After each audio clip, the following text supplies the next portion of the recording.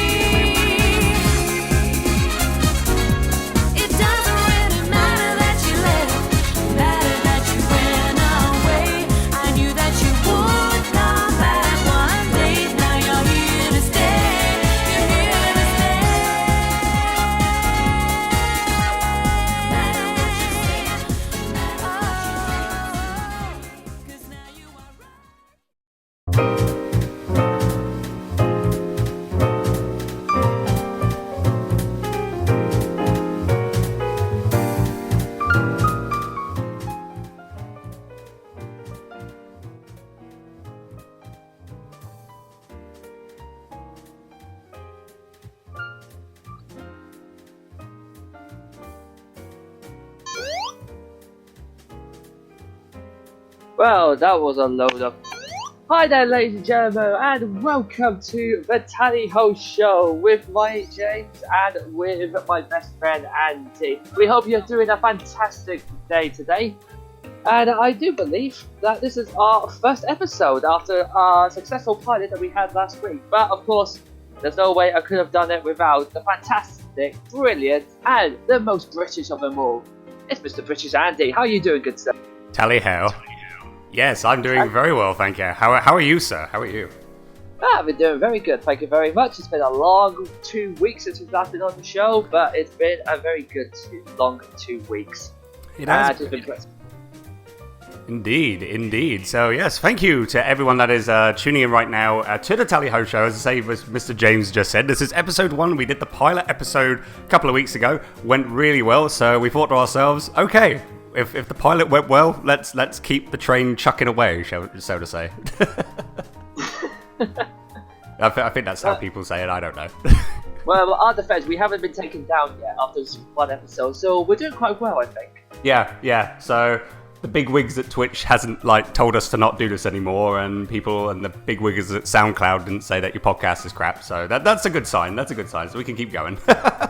Well, for now, but they probably haven't been attention just yet. Once we make a big impact, then they're going to start noticing. Well, maybe. Who knows? You never know what might happen in the future. Anyway, thank you all so much for coming by and listening to episode 1 of the Tally Ho Show, say with me, Andy, and my good friend James. Thank you to everyone that is listening in live right now on Twitch TV. If you are listening to this to the podcast as well, welcome. And if you want to catch the show live, if you love listening to the recording, you really want to tune in, just come to twitch.tv/The British Andy. That is where we do our shows. Thank you to everyone that is chatting. A big thank you to Edge, who has broken everything in my place once again. Thank you very much for that, Edge. Pikachu, Evil Hill Gaming, Jack of All Games, aka James, SJ, and Tamani has just jumped in. He says, "Heyo everyone, Tally ho sir, how are you? Hopefully you are having a very, very good Sunday. Hope all of you are having a very good Sunday, whether you're listening to this live right now or tuning into the podcast. I hope you're having a very, very good day wherever you are in this beautiful place that we call planet Earth." Yes. Well, it's quite beautiful for you, but if you haven't realised that outside in Britain, it's kind of dark and raining. So, ain't too sure what to go for that. Yeah, over here in Vancouver, it's cloudy and windy, and I think I had a power cut when I was sleeping this morning. Because I see my oven was flashing on the clock. I'm like, oh, okay, well, looks like I had a power cut. That's great. Right, you still have enough power to make this stream. Yes. Your electricity knows your priority. Pretty much. Just wait. As soon as I turn off the show, then the whole power's going to go. I bet you any money. Any money. They're probably going to, definitely. Just want a big quick shout out to the Hicks family currently listening in, who, actually my fiance's family. To all of you, I say one very good thing, which will make no sense to anyone else, but Old Maid! There you go, Robert, I've done it. Now please let my family go. Old Maid? For everyone that's going on thinking, what the hell does that mean? Please explain, James. It all came down to my fiance's family, actually, playing the card game called Old Maid, and every time they win, whoever won, they'd always shout on top of their voices, "Old Maid!" Old Maid! Oh god. And it sort of stuck with them throughout the entire time. And since I've known my fiance and her family, it's sort of stuck on me now. So every time we introduce ourselves, it's normally a case of, good evening, Old Maid. Oh, the devil are you? Oh, fantastic. Also, where I got most of my British accent.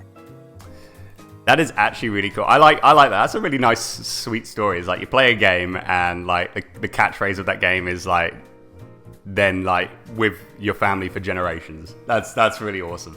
I don't care. I know my fiance is listening, but video games are gonna be a big part of my life, and she better know this by now. Otherwise, we're gonna have some serious trouble.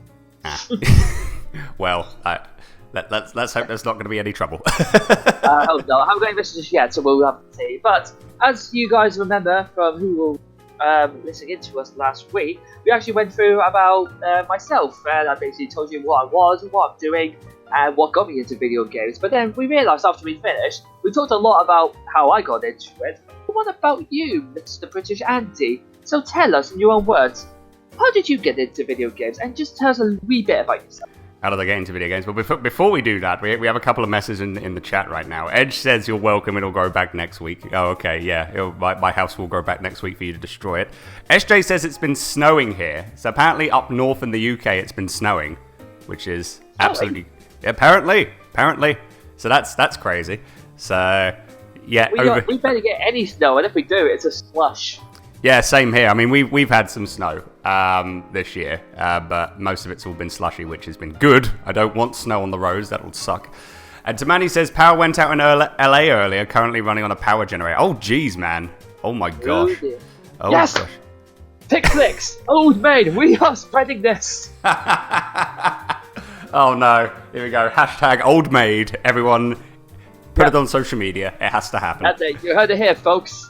Hashtag old maid. I hope your fiance's family doesn't mind us if we take that catchphrase and put it onto the show, because that'd be hilarious. If it makes us famous and gets our trips to Disney, I don't think she'll mind. Okay, well, as long as we get trips to Disneyland, then that's cool. Okay, cool. We'll try and make that happen. Disney's buying anything at the moment, so you say that. Well, there you go. And Pikachu says it's starting to clear up here on the island. Oh, that's good. Good to hear that the island's starting to melt as well. That's the main thing. So, yeah, about me and how I got into video games. So I have funny stories with that, actually. So, which we'll actually be talking about in a little bit. Like, there's a specific topic we're going to be talking about. But how I got into video games? Well, my first ever console I had was a Game Boy. You know, the yellow brick. Remember the yellow brick, James?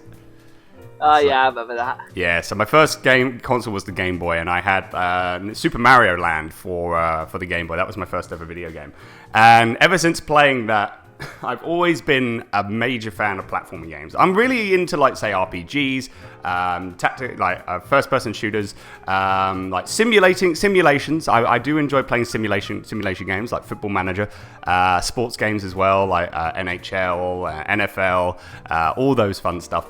But I'm really into, like, say, as you said on the last episode, James, action adventure games, and mainly platforming games as well, because that has been a big part of my life. Just say getting into the story, being like one with the characters as you're playing with them, and just getting into like everything. Like, if something like if a cliffhanger happens in the game, and all of a sudden you're just like, what's going on? And you're just like, so and it's like those types of games, like the story games with action adventure. That's my favorite genre of gaming, because of just like how. If a story is really good in a video game, then you've got me hooked, and I will continue playing the game again and again and again. Because if I play a game many times, then that pretty much that means it's a damn good game. It's also good when you got a story that lets you keep coming back to it, because you just love it so much. And like you said as well, being the one with the characters is one of the best things about playing a video game. As if, say, like reading a book. Immerse yourself, but this one you basically control every action of the game, which is fantastic. Apart from you said about the sequel, not really, because when it comes to movies or books, you have to wait maybe a year or so for the sequel. But video games, you take about 2-3 years, which is when you leave them on a cliffhanger. You're just there going, "Let me have it! I want the sequel. Let me know what happens next." Yeah, exactly. It takes like a lot longer for like a sequel of a game to come out, and it's just like, gosh dang it. 2 years of my life, it's going to take forever. And then you honestly hope after those 2-3 years that when it comes out that it better be good. It's like, that's the worst. I waited 2 years for this. This better be bloody decent.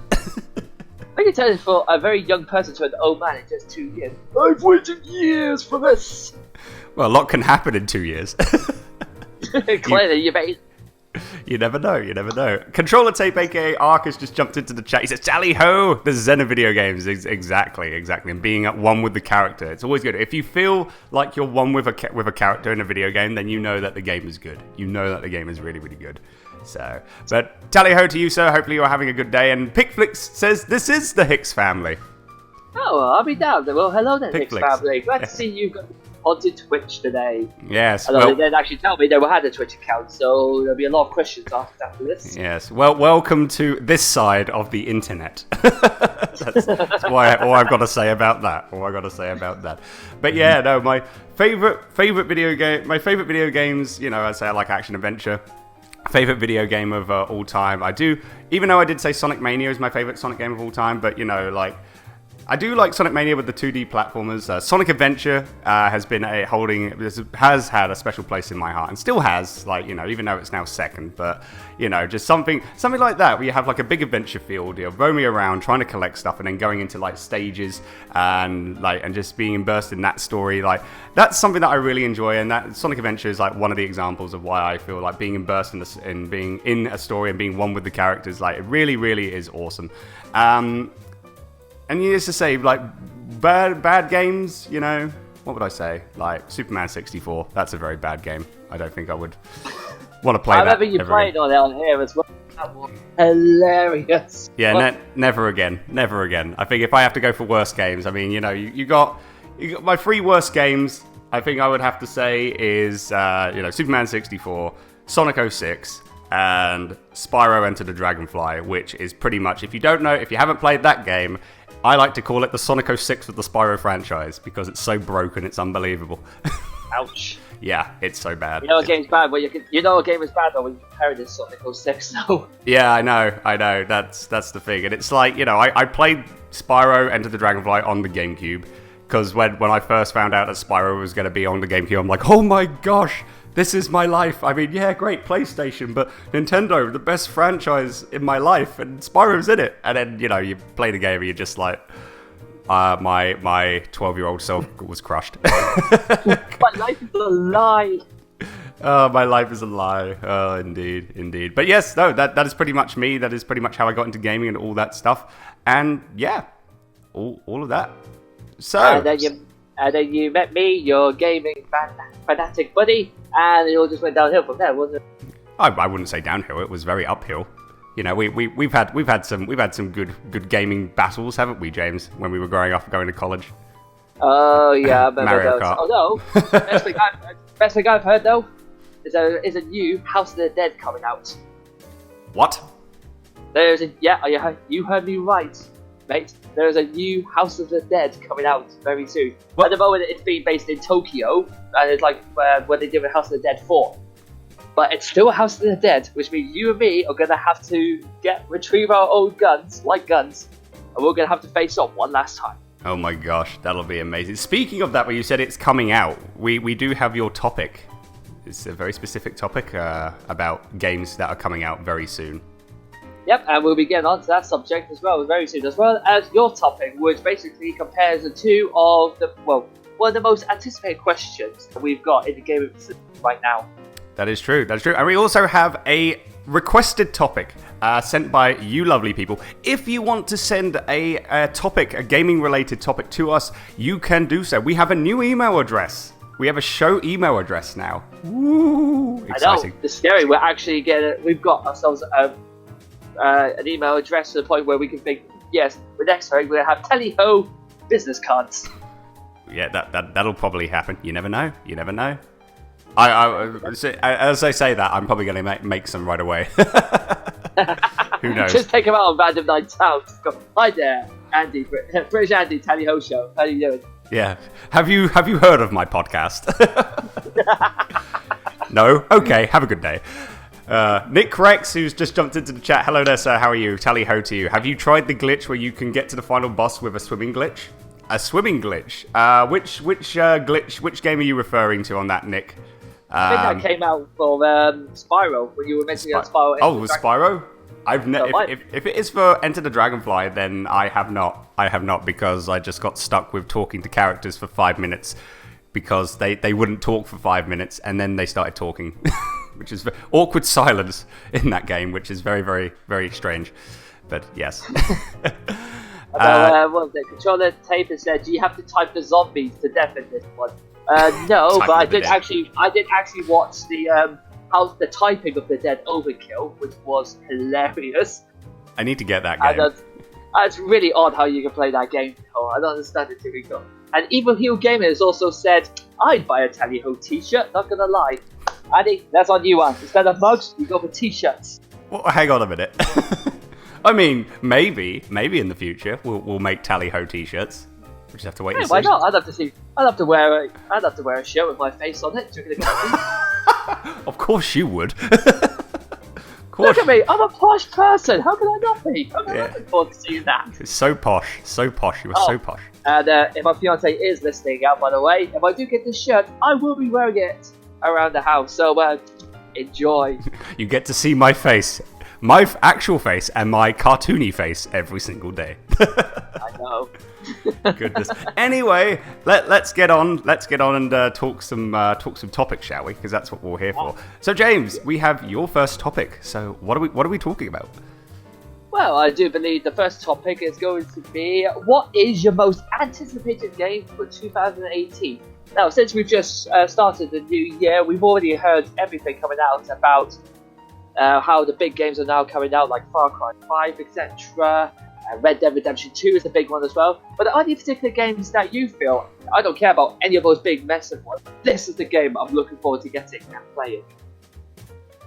So, for me, it's quite funny because one game that I'm actually looking forward to getting, which is coming up very, very soon, is Dragon Ball FighterZ. I saw the playthrough of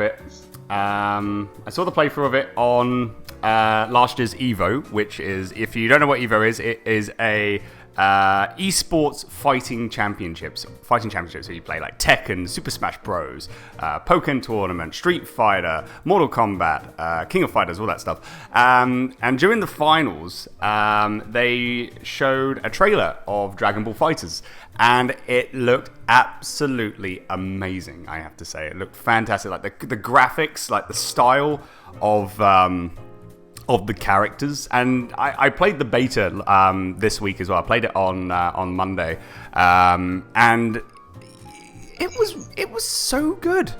I still have to work the controls because I didn't do training because everyone went onto training mode. Here's me that's like, no, I'm jumping straight into online and I'm just gonna get completely destroyed. But who the hell cares?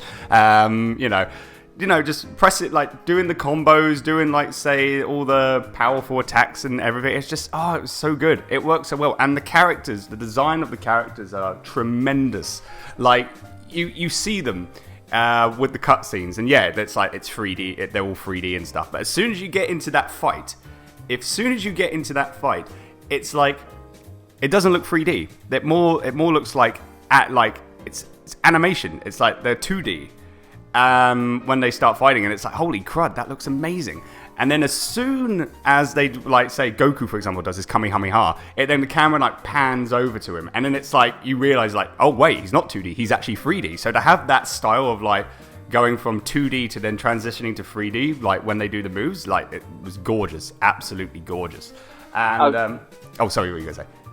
I gotta say, I absolutely agree with you. I've been stupid, I haven't actually been able to play it yet, but I love the Dragon Ball fighter games, and I saw it with Beta, and it's amazing. It looks incredible, and I really want to play it.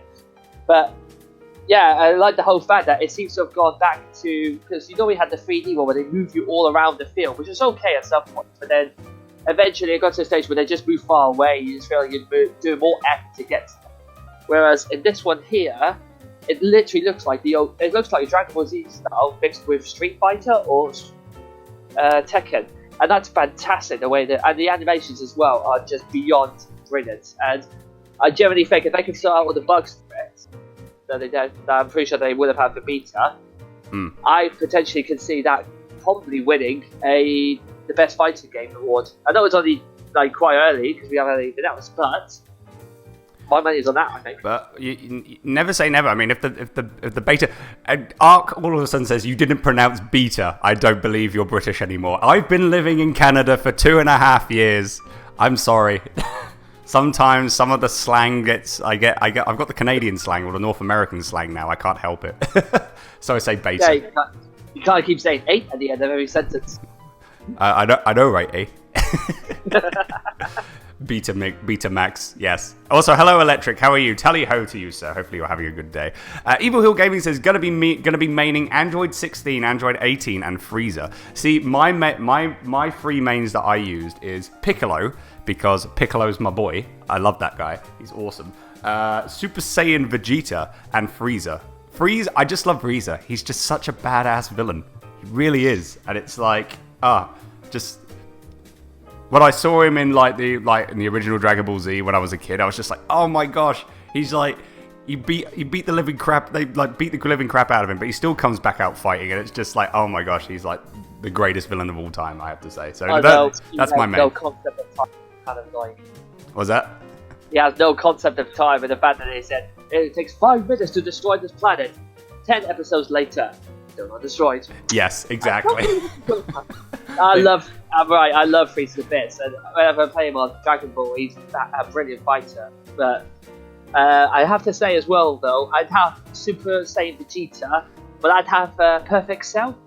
Perfect Cell. Yeah, I think he's so cool and just a badass in general. I like Perfect Cell. Like he is a really cool villain in the Dragon Ball series. But you got to go with Frieza all the way. Frieza all the way for me. So what would be your main characters? So you said you would have Cell. Yeah, definitely be Cell. Definitely also be Super Saiyan Vegeta. Vegeta, yeah. Love Vegeta. I just love the Vegeta character. It's just brilliant. And also there is probably. I'm not really too sure. My money would either be on Goku or Frieza, actually. But Frieza in his final form. I know Edgehead says, silly James, there is no such thing as time in the Dragon Ball universe. Yeah, that's a fair point, actually. That makes a lot of sense.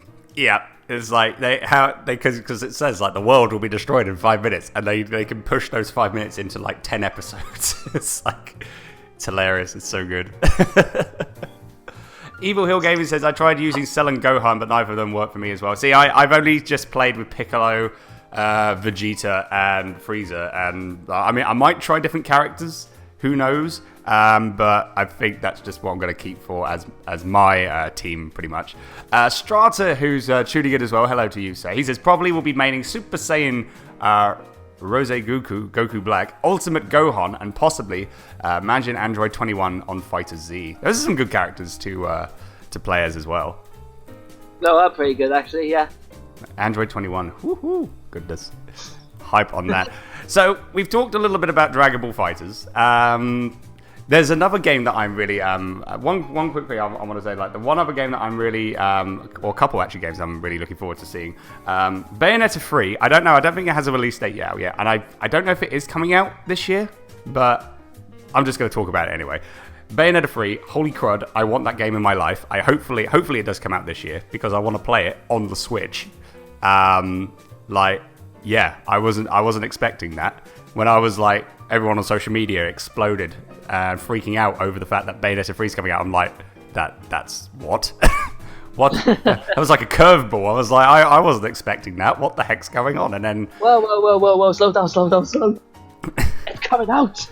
It's like, wait, what's going on right now? So hopefully we'll get some more information on that very soon. But yeah, I played like Bayonetta on the Xbox 360.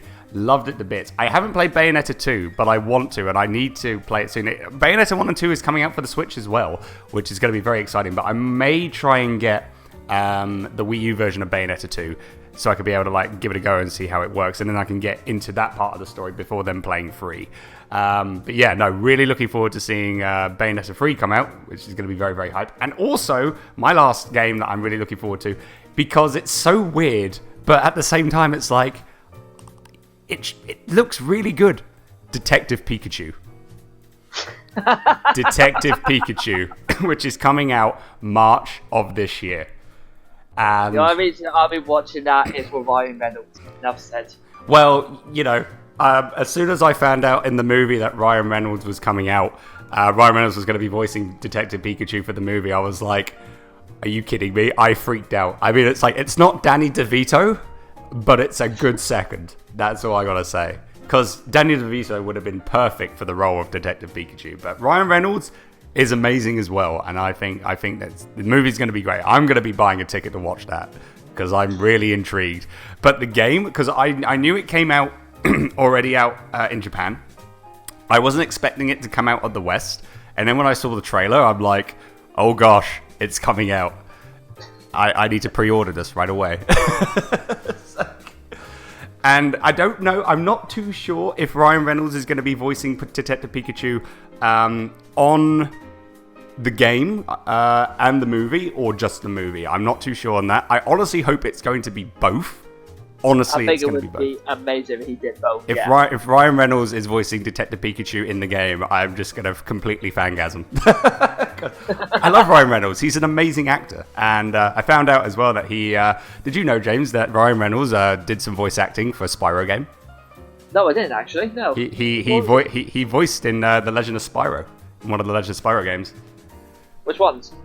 Hang on, I need to go on Google. I need to go on Google to find out who did the voice acting and stuff. Oh, fair enough. I'm not saying that, Mr. Little Boogaloo and Mr. Vanato, hello there, has said 1 wants new Spyro, yes, lol, or remastered anyway. But to be honest, that would probably be a great move because, especially with all the hype that surrounded Crash Insane trilogy, and now how great a review it got from it as well. I think bringing out a new Spyro one would be fantastic, especially bringing out the old ones like Year the Dragon. I mean, that's something that I would, Spyro remastered, pretty much take all my money. That's all I've got to say. Because if Crash Bandicoot came out with a remastered and that sold really well, I'm honestly hoping that Spyro comes out. I mean, maybe this year. Maybe we might get an announcement this year to say maybe, hey, Spyro remastered on PlayStation, and I will just be giggling like a schoolgirl. Because, hell yes, I want that. I'll be going straight on my phone to pre-order now. I don't care, just have my money. Have it, take it, and give me the game. Exactly. Speaking of voice actors for the Legend of Spyro game, I just found, wow, okay, that shocked me completely. I didn't expect that. I'm trying to find. Oh, where is he? No, he wasn't in that one. Hang on. I'm gonna find him. Because I know he voiced that. I'll probably look for it on the next music bit. I think otherwise I'm gonna be going on forever trying to find who did Ryan Reynolds voice. But apparently, we'll probably talk about this maybe sometime in the future. But Mark Hamill voiced in a Spyro game. Apparently. Now that I didn't know either. I did. He pops up everywhere though. He's brilliant. I know. Mark Hamill. Goodness gracious. Yeah. Who did he voice? Let me just have a quick. Oh, Melfor, Dark Master. Well damn. On Dawn of the Dragon. That's shocked me completely. All your favorite actors being in like a video game is absolutely amazing. Anyway. Let's continue on talking about anticipated games for this year, 2018. So yes, Detective Pikachu. I'm looking forward to that. Ryan Reynolds is in that game, in the movie. Hopefully he's in the game. It's going to be fantastic. Electric Boogaloo says, who remembers David Spade as Sparks? Yes, I do. I remember that, yeah. Also, hello, Mr. Venato, aka Ein. Hello, sir. How are you? Hope you're well. And Asmodan's just jumped into the chat as well. Greetings to you, sir. Hopefully you're doing well. So, James, what about you? I've talked a lot. How about you? What's your most anticipated games for 2018? I've actually got 3 games I'm looking forward to, apart from Dragon Ball Fighter Z.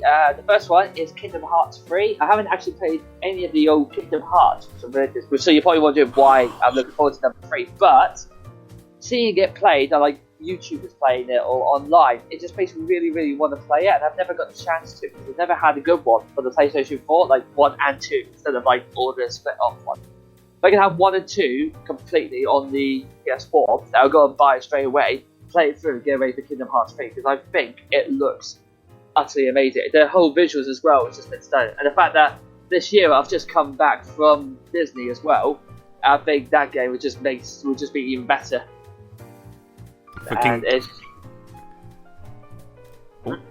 Let's say for Kingdom Hearts 3? Yeah, definitely. You know, when I saw the trailer for Kingdom Hearts 3, when you can now join, like, you can go into the Toy Story universe, the graphics, how the hell? All I can say is, all I know about that, Pixar must have had some help with that instantly, because there's no way you could render that on a computer. I know.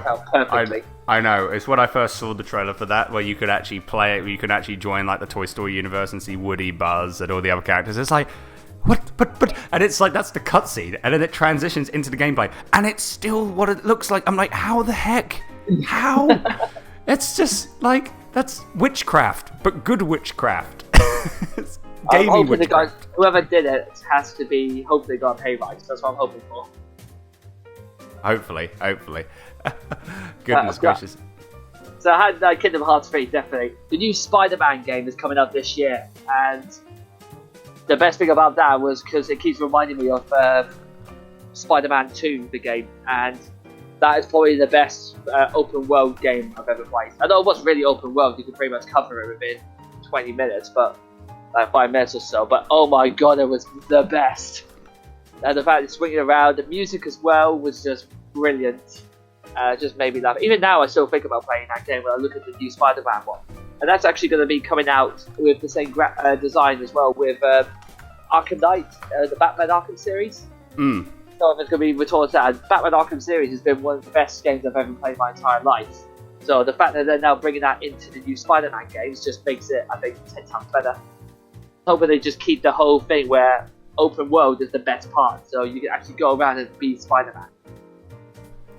I mean, yeah, the new Spider-Man game, looking at the trailers and stuff, and like seeing like the cutscenes and then the transition into the game and just everything that looks on it as well. Yeah. Like gorgeous, absolutely gorgeous, and that is also another game that I'm really looking forward to getting as well. I just like seeing the gameplay on it. I'm just like, and it's made by Insomniac Games. Yeah, and they do a bloody good job, and like.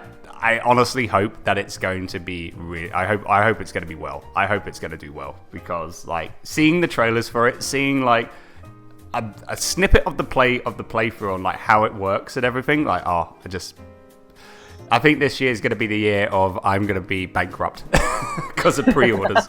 maybe I don't know. But we're not going to be seeing you for at least a couple of months. You're stuck in your house as the different game discs pile up. You're there going, must play all the games. Oh gosh.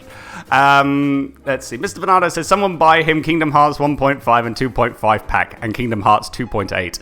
Yes. Someone does, I will love you to pieces. Just give James all the Kingdom Hearts games so he can get like right on there in the Kingdom Hearts storylines, and then you can play Kingdom Hearts 3.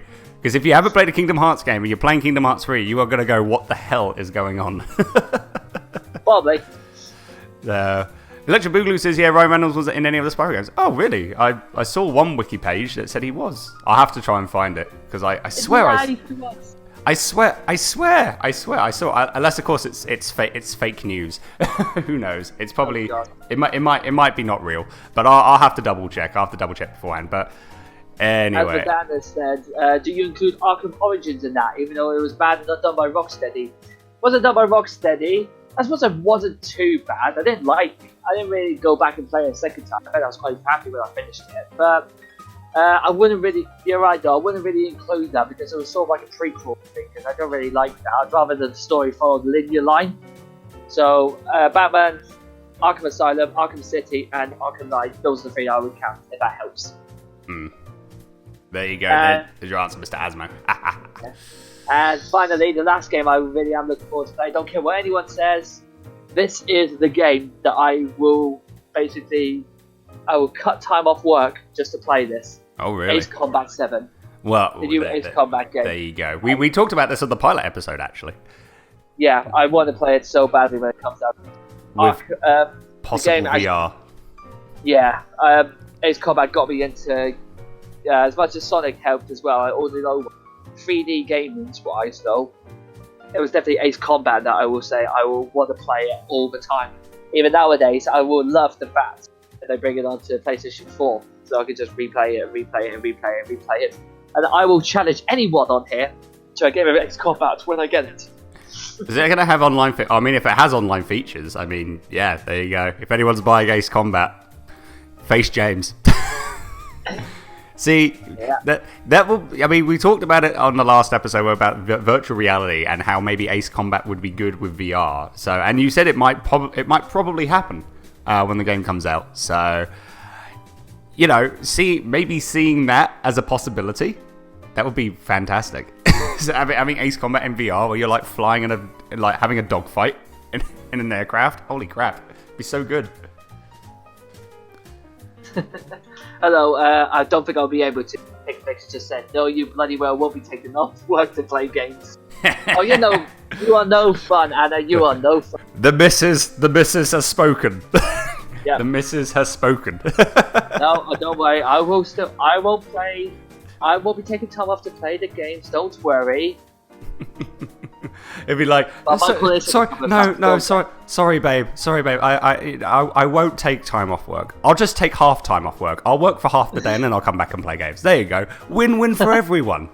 And now Anna's going to kill me, isn't she? Run.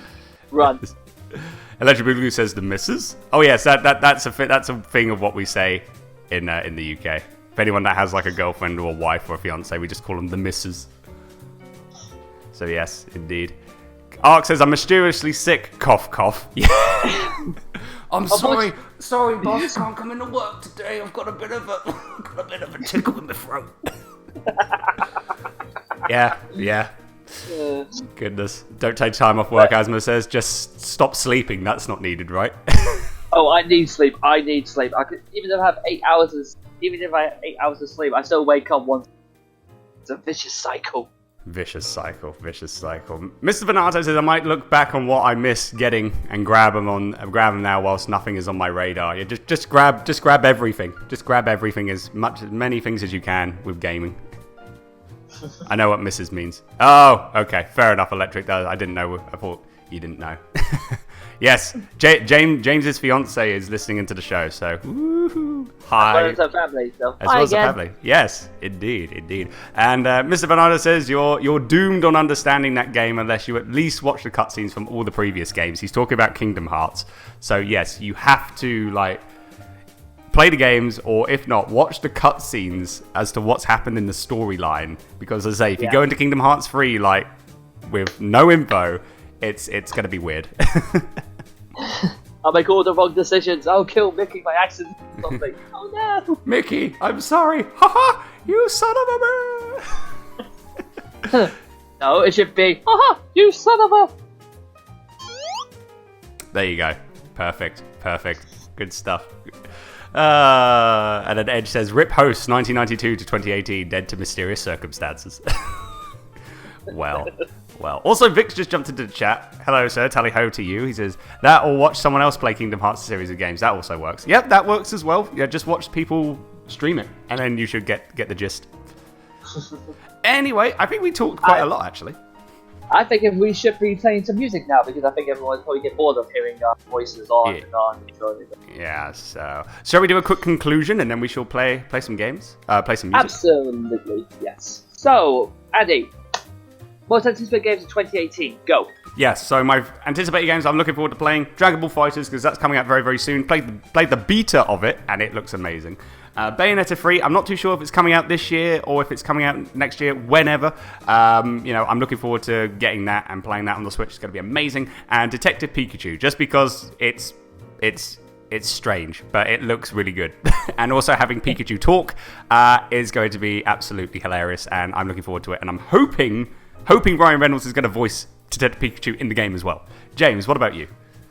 It's going to be Dragon Ball FighterZ, it is Spider-Man, it is Kingdom Hearts 3, and last but most importantly, it's Ace Combat.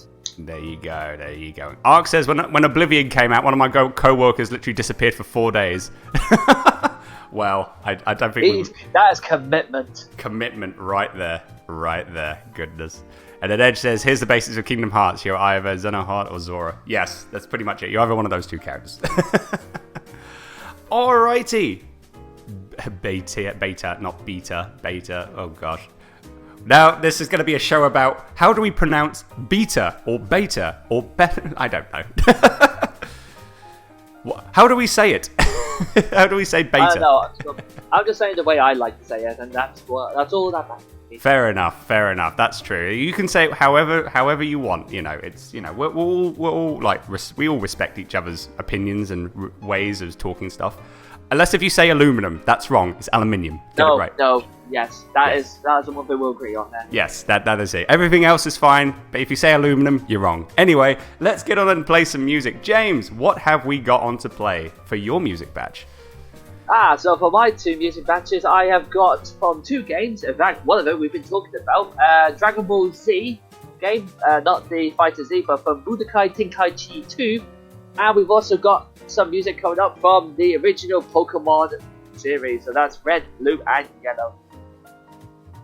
Alright, so we're going to kick things off first with from Pokemon Red, Blue, Red, and Yellow. It's Victory Road. And then we're going to have Dragon Ball Z, Budōkai Tenkaichi, Dark Half. So keep listening, guys. You're tuning in to the Tally-Ho Show with me, Andy.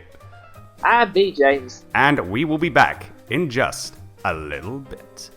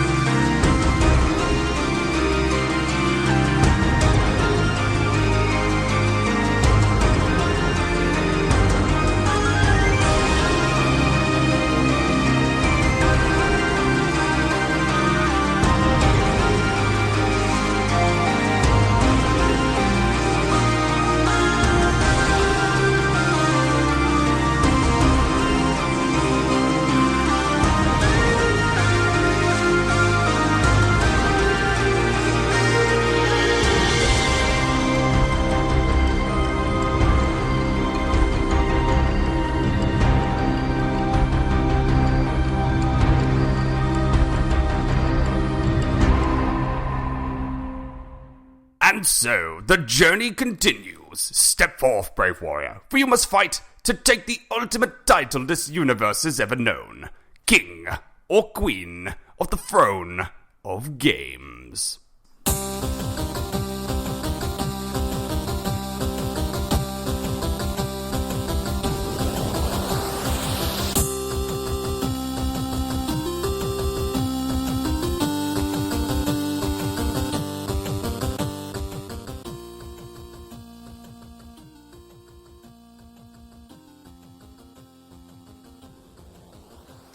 And we are back. Thank you all so much for listening in and tuning into the show. Hopefully you enjoyed those lovely music batch right there. As I say, what we had on from Dragon Ball Z, Budōkai Tenkaichi 2, that was Dark Half, and from Pokemon Red, Blue, and Yellow, that was Victory Road. Those were James's songs. And now we are going to begin with our fun little segment, which happens only, take for you lovely people listening in live, you can be able to take part in this. It is the Throne of Games. So what is the Throne of Games, that I hear you ask? Well, what we're going to do is every episode we are going to be having two competitors from the gaming universe square off to take over the ultimate title, the King or Queen of the Throne of Games. On episode 00, the pilot episode, we had two fierce competitors battling it out to try and become the first King or Queen of the throne. We had Sonic the Hedgehog, of course from the Sonic the Hedgehog series, and Link from the Legend of Zelda series. we had a tie. We had a tie on that, which was very strange. And then we took it into a second voting. Sonic the Hedgehog came out on top. Sonic is our current king for the throne of games.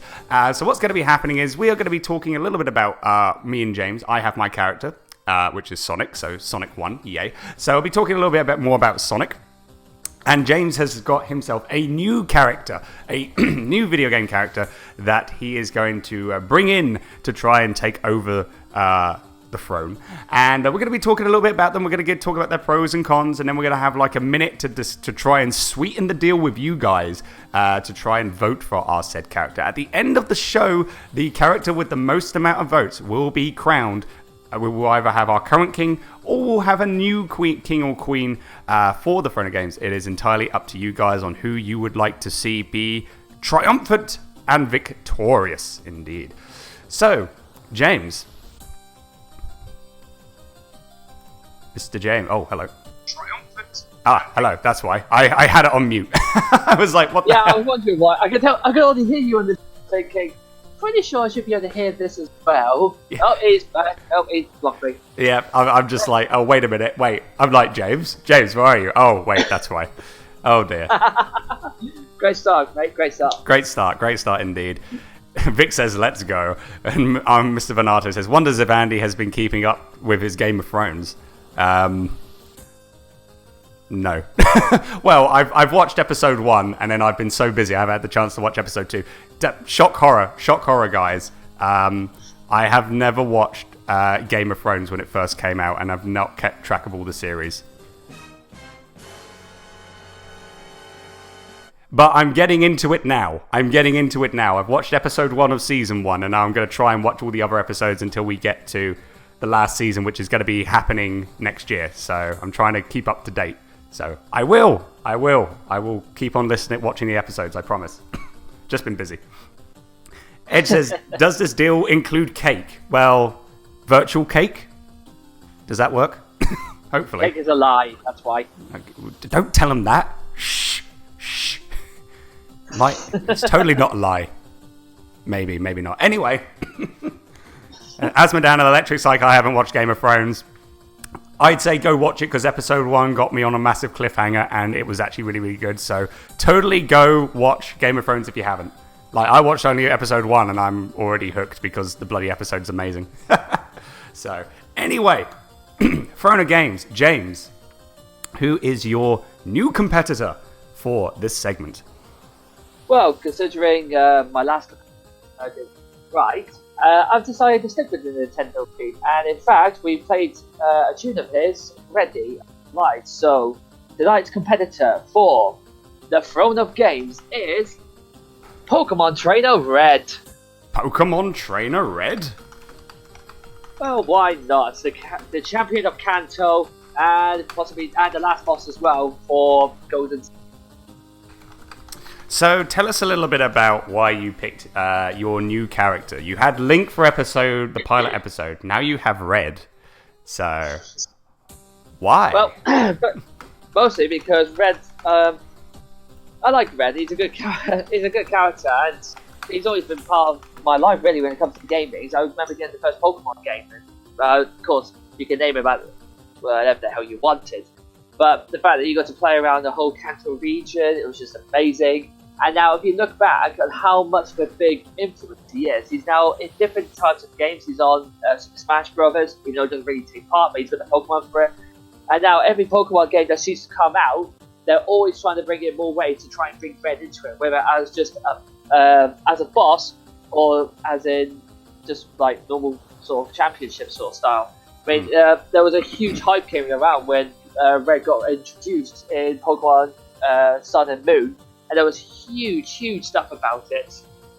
And as Mr. Venato just said, because nothing's funnier than a mute 10-year-old beating up the Mafia. In a way, yes, but he's also like Link as well because he doesn't seem to bloom talk at all. He's just like Link. You always seem to go for the mute characters.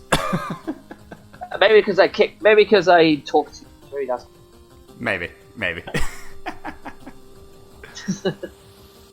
But I love him to pieces, and the fact the Pokemon series has always got me into it, and especially in Gold and Silver as well. when you fight him on top of Mount Silver, the music that plays there, like the same as you play in Lands, and that was pretty much the crucible of all the training you had done for Gold and Silver was leading up to that moment. Yeah, I remember that very well. Yeah, and I enjoyed every time I played Red. I always enjoyed, well, kicking his ass definitely, but also just enjoyed the battles we had and how supportable battles were. I've never beaten Red. I've never beaten Red. I've not beaten Red. I've tried many times, even when I've leveled up my Pokemon. This is the original Silver game, okay? This is original Silver, and you know I try, and it's just I don't know. I'm just not good. Maybe you've not been training hard enough. Yeah, maybe. Get yourself back in the gyms. See what I did there. Train them up. Yeah, I'll go back to the gym. I'll pull weights whilst I'm playing like Pokemon Silver. So it's like I'm building myself up and also my Pokemon at the same time. People might think I'm weird, but who cares? Yeah, just grab some weights and go 1 Flamethrower, 2 Water Gun, 3 Tail Whip, 3 Splash. Damn it, not Splash. Splash. God. Damn it, Magikarp. Why are you even here? Evolve already. Nobody likes you. Aww. I like him. He's very effective in like Pokken Tournament. His splash attack can actually knock Pokemon down, which is great. So How does that work? He is useful. He just flies up in the air and then he just splashes on them. Just smacks down. He's like, you know, it works. It works well. So how does he not do anything in the Pokemon game? So I never understood that. They're trying to like push him up maybe. It's like, okay, yeah, he has Splash. It's not effective in the adventure Pokemon games, but it can be effective in other Pokemon games. So, you know. Well, there's something new every day. But yeah, that's why I've chosen Red to be the new challenger for the grown-up games. And I think he could probably take the crown away from Sonic the Hedgehog. Well then. Let's see about that. Edge says Ash Cam kick all their asses. Sorry, couldn't say that with a straight face. Lol. Mr. Vanilla also says that depends. Is GLaDOS a contender here? Well, I mean, you never know. I mean, like one of us might pick GLaDOS. It's any character in the gaming universe. So, ooh, exciting. She could potentially make an appearance. Maybe. Iron also says, well, the Yakuza of the Pokemon world to be correct. It's true. And he also said, get good scrub, learn type matchups.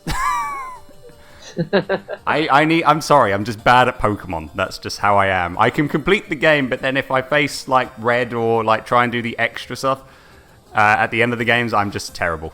I mean, I was young at the time, so just blame my young self. I was too incompetent. I was too incompetent. I didn't really care about leveling up. I'm just going to go up there and beat him. And yeah, that was the stupidest mistake of my life. I'm gonna go beat him. Back in the film. And back in the Pokemon Center. Get here quickly. Yeah. How did we get here so quickly? It's like you talk to Red straight to the Pokemon Center, but I didn't even fight him. It doesn't matter. You're gonna lose anyway. His muteness stopped me in my tracks. Yeah, exactly. That's what it is. Asmo says, I caught all 251 Pokemon in Silver, took forever, and somehow managed to get a legit Celebi. Used the trick to get Mew in Red. Oh yeah, there's a trick to get Mew in Pokemon Red, but I never got Mew. Again. I did. You lucky git. It took me bloody ages to get him. Oh, I bet. Yeah, I bet it does. Because there is a way to get him, but I just could never get him. Again, not very good at video games. Speaking of, we talked about the pros of Pokemon Trainer Red. Is there any cons about him? Well, firstly, he's mute. That's one major thing as well. Yeah. The second thing will probably be due to the fact that you lose one battle. You beat him at long last, and then he disappears for about a week. He's not a person. He seems to be the person who does not take losing very well. That's what's known as a bad loser, where you and me are both known as bad winners. And then he just disappears, and that's it. Yep, that's it. That's the last you hear of him. Wow. I suppose the other thing as well is he doesn't really get his hands dirty, really. He normally just gets Pokemon to do it for him, like we see in Super Smash Bros. That is true. And he does talk in there. He does talk in that game.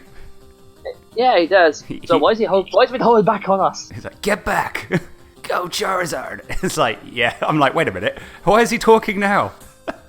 He's been holding it off. He's waiting for this moment. He's been waiting to get into Smash. That's why. He's been waiting to get into Super Smash Bros. And then this dream finally come true. Yeah, exactly. The absolute little He's been holding out with us. Yeah, exactly. I know, right? Gosh dang it. Electric says, what about Masingo? Did you ever see that on a Pokemon Red Blue, James? Yep, I did the Masingo cheat. I love that cheat. It got me so many rare candies. Goodness gracious. See, I didn't even know about that cheat when I was growing up.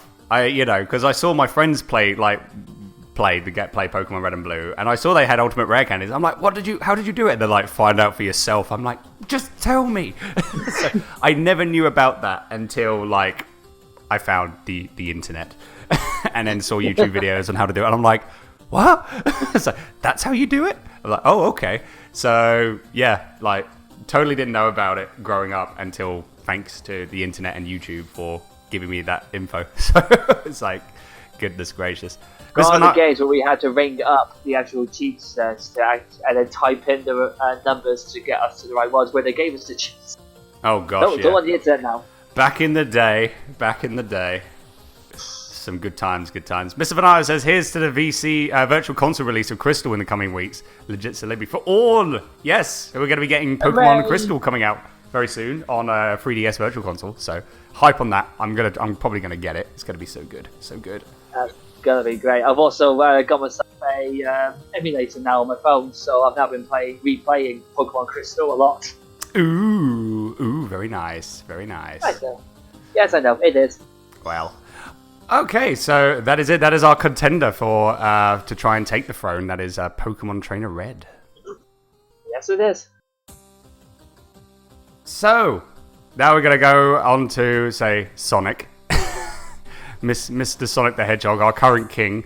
And as I say, he won the pilot episode. And again, an all-around cool character. And say he's been around since back in 1991. He was as I said last time, fierce competitor for Mario and Nintendo.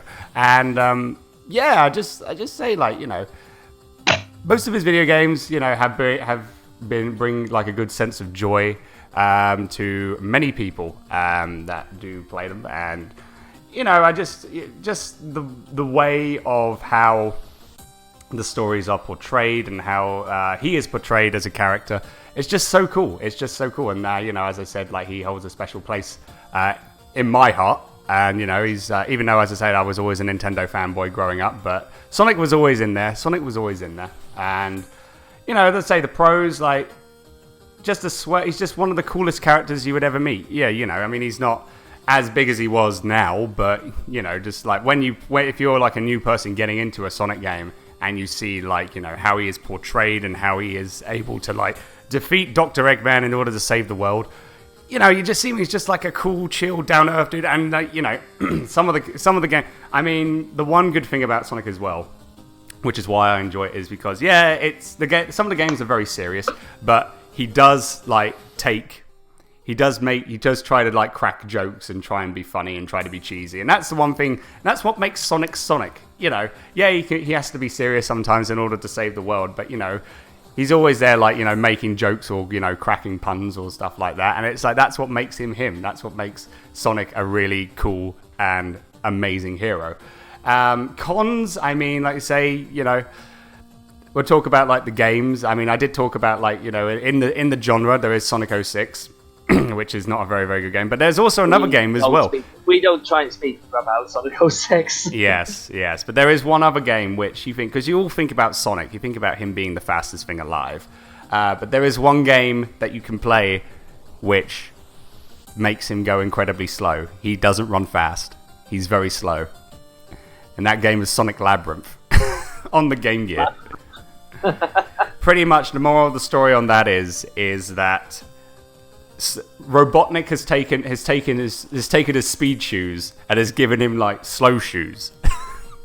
And the object of the game is Sonic has to, I think this is it, Sonic has to go into Robotnik's labyrinth and to try and defeat him and try and get back his speed. So, you can spin dash. That's one way of getting going fast. But if you try and run, there's no hope. So, it's I played that when I played Sonic Adventure DX on the GameCube, and it's I just thought, this doesn't feel right. This honestly doesn't feel right. So, just some of the ways of some of the games that were made for Sonic is it gives me a kind of like just go like that's not really him. Why did you make that? Sonic Labyrinth is one of them. So, but all in all, I say he's a swell, cool, down to earth hedgehog, and just one of the most coolest heroes that you would ever play in a video game, without a doubt. Perhaps so, but let's face it, he's been on that point way too long. It's not something off the market, and I think Red supports him to do. All right, well, we'll see about that. We'll see about that. Electric Boogaloo sites say, anyway, Sonic has blast processing, way past cool. And Sonic and Labyrinths don't mix. Yes, if you played Sonic the Hedgehog with Labyrinth Zone, no. No. Goodness we don't gracious. talk about that. It is a place of great... Exactly. Oh, goodness. Okay, so... We have our characters. So, James, would you like to go first? I think we're going to do our 1 minute to try and sweeten the deal with everyone in the chat. This is where you come in, guys, where you could be able to vote for which character you'd like to see be crowned as the king of the Throne of Games. James, are you ready? I am ready. Your 1 minute starts now. Well, should we vote for Trainer Red? Well, let's face it, Tread is person exactly where every Pokemon trainer inspires to be. The person who is cool. He knows what he wants to do. He will take on anybody. He will take down an entire mafia with only some first-class Pokemon. He's collected loads over the years. He may have done all the gym battle, may have completed everything. He is just a fantastic person in general. To be honest, though, the games that he's played have been so much better. And anyone he turns up to be ends up just being remarkable. And he's one of the toughest persons I've ever fought in a Pokemon universe, especially Crystal, Gold, or Silver. He was your final boss. He was your final test to see if you could make it as a Pokemon Master. And to be honest, that alone should be why Red should now be our new Throne of Games King. I thank you. Perfect timing there, sir. Perfect timing indeed. So there you go. That is James trying to sweeten the deal to try and see if we can get Pokemon Trainer Red to be picked for the Throne of Games. So now I've got to try and do this again, and hopefully. It's tricky to do this, I tell you now. Hey, you did it one first time round though, so... That's true. Okay, so I'm ready to go. All set. And the 1 minute starts now. So, with Sonic, I mean, you voted for him. He is our current king of the Throne of Games, and I think he deserves to stay on the throne for another episode, for another show, possibly maybe until the end of the season, I think.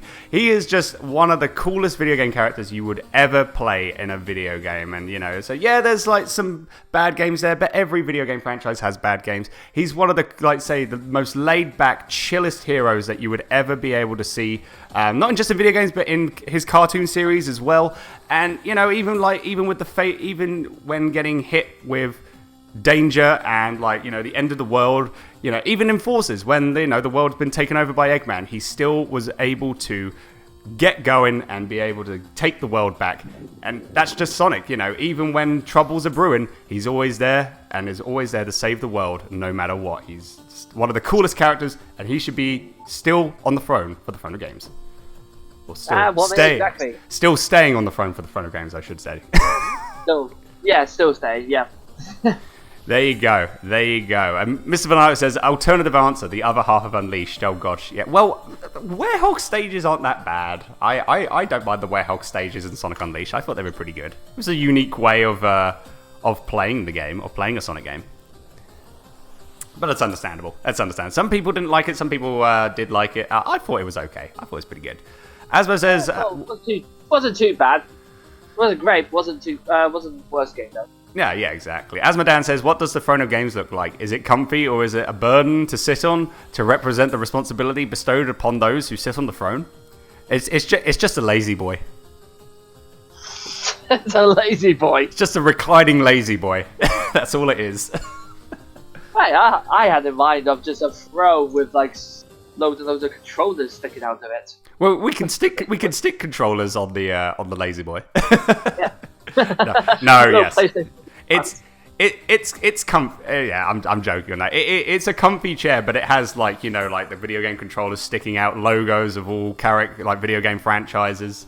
So it's a big and powerful throne. It's a big and powerful throne. So all the organizations came together to create this one throne of power, of destiny and determination to try and become the greatest video game character of all time.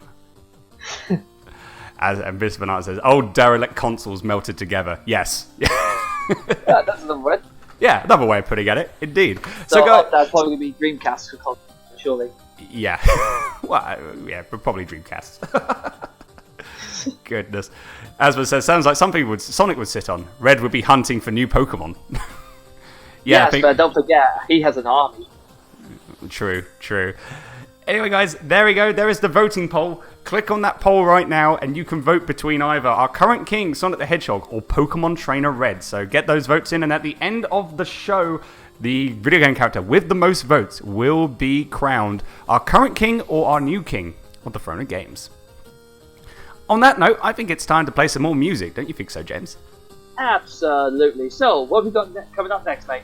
Well, we're going to be playing songs from my batch. As I say, the first songs that we had from Pokemon Red, Blue, and Yellow, and Dragon Ball Z Budōkai Tenkaichi 2, that was James's request. These are my requests. So we're going to kick things off with a classical tune, a very classical tune right now, from Final Fantasy VII. This is the fighting theme because it's just so catchy and I love it. Love it to bits. Love it to bits. So, thanks so much, guys, for tuning in. As I say, you're listening to The Tally Ho Show with me, Andy. And me, James. And enjoy these songs, and we will be back in just Tally-ho! A little bit.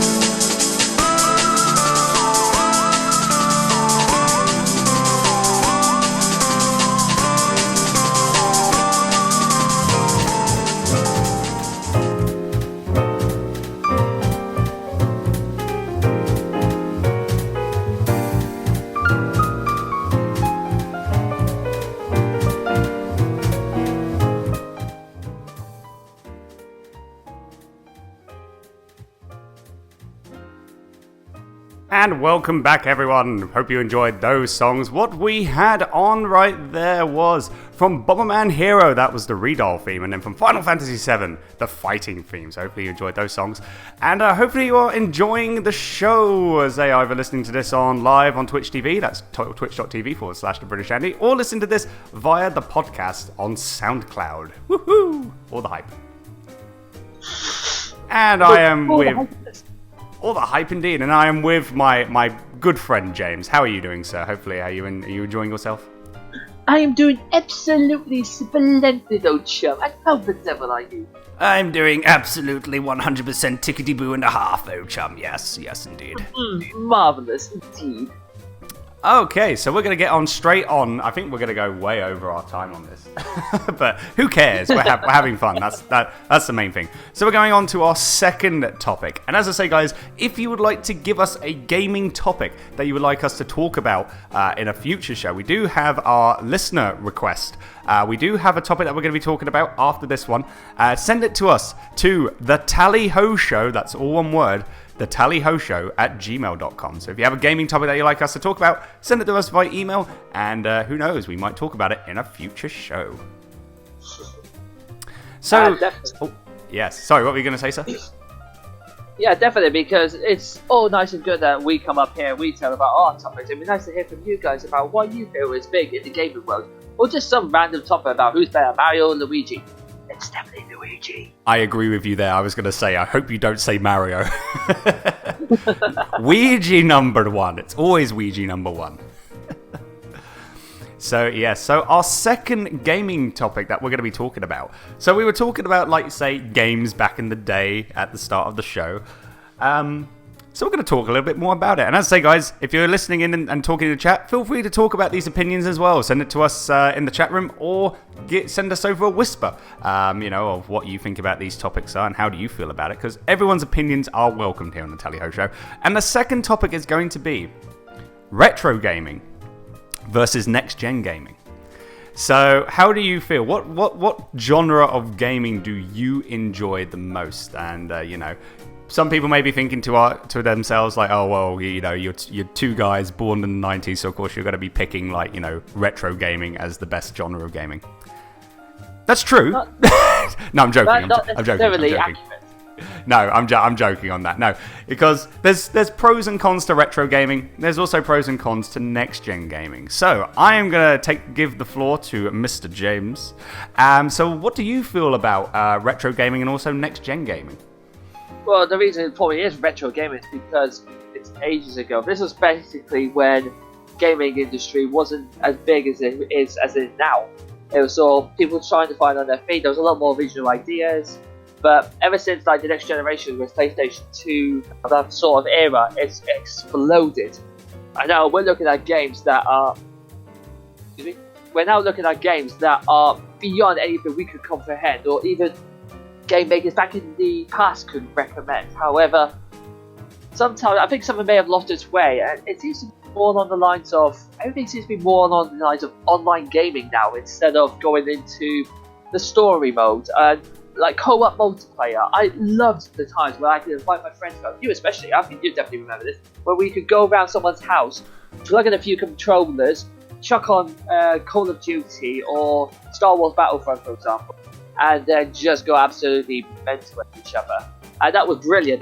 We would waste hours doing that. But nowadays, it all seems to be going to the stance of where online gaming needs to be more important. It seems to take more importance over the story. Like, in fact, like Star Wars Battlefront, the first one, it seemed there was more. I mean, it didn't even have a story mode, for God's sake. That's not what a Star Wars game should be. It should be an absolute fantastic story with a brilliant multiplayer system to back it up. But that's what's concerning me more about the future of next-gen gaming, is that it's all going to be going more online than it would be if, like, back in the 90s when we would play, where it was always story. It's got to be important. Yeah, no, I agree on that. With Star Wars Battlefront, they did have missions, but it really wasn't like story-esque. It was just pretty much just like play a mission, as a specific character, and then that's it. Battlefront 2 does have a story mode. Granted, it's a short story, but I have seen like some streams of it.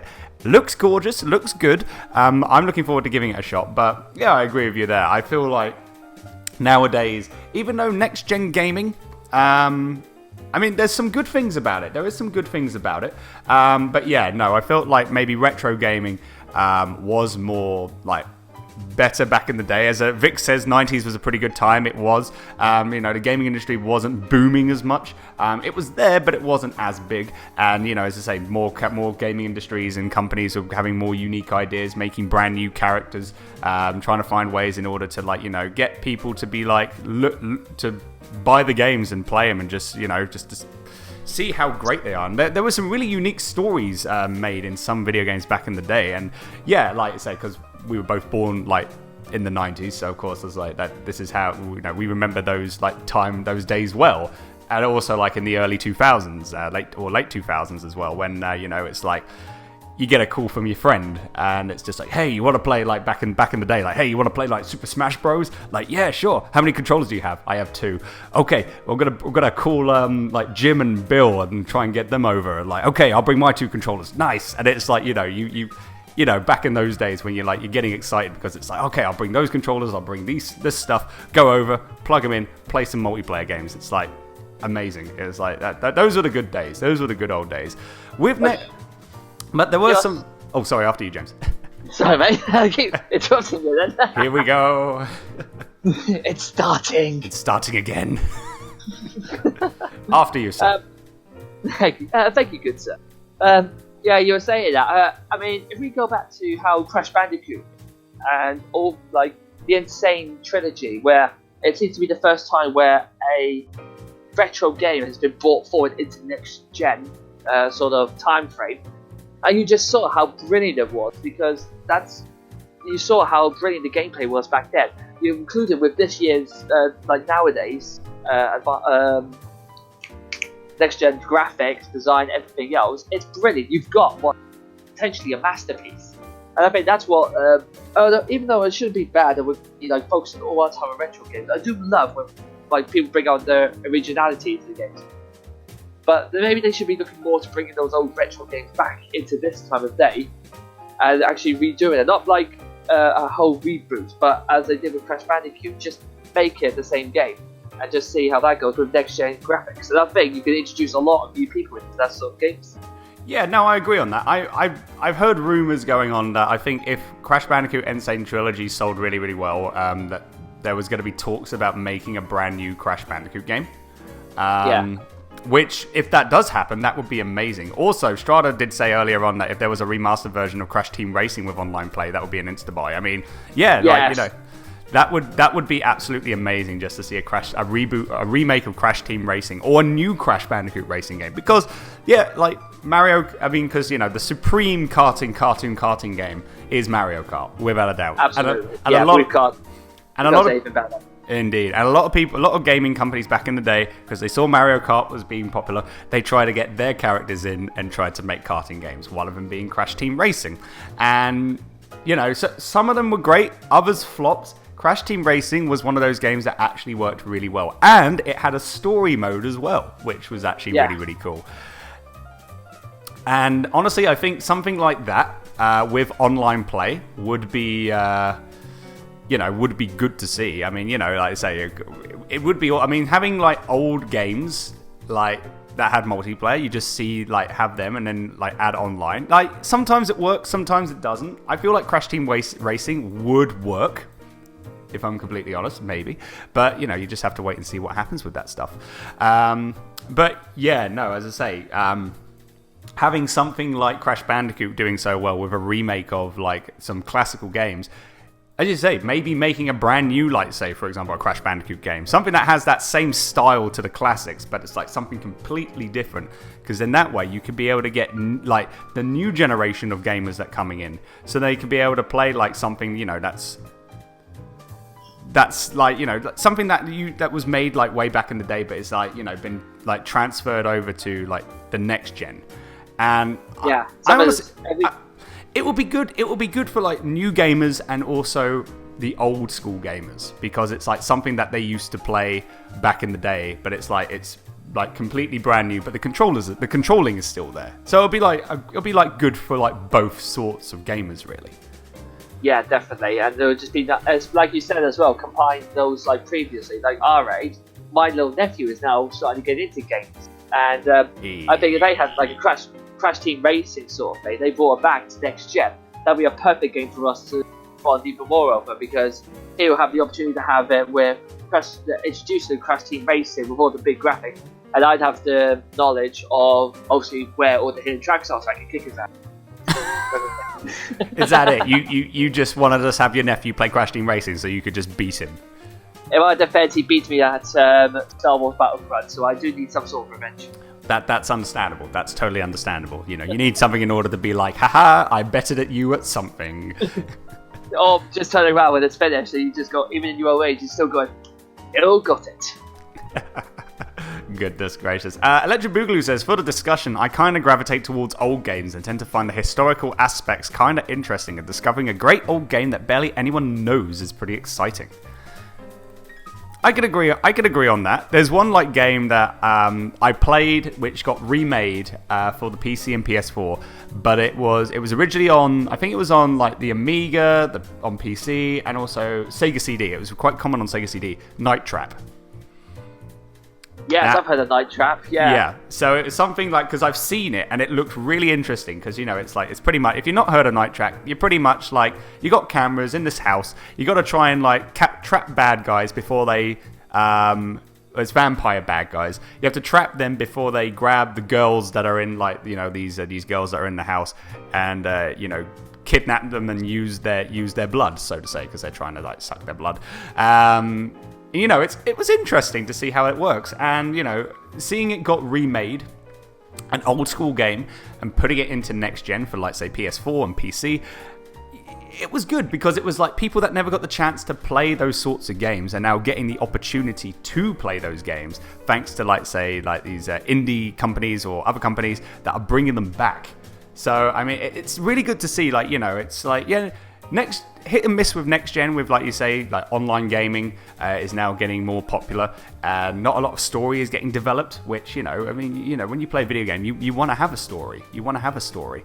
But seeing that, you know, companies are actually bringing back old school games and then, you know, remaking them a bit, and you know, just seeing them get made in a new style is really nice to see. Really nice to see.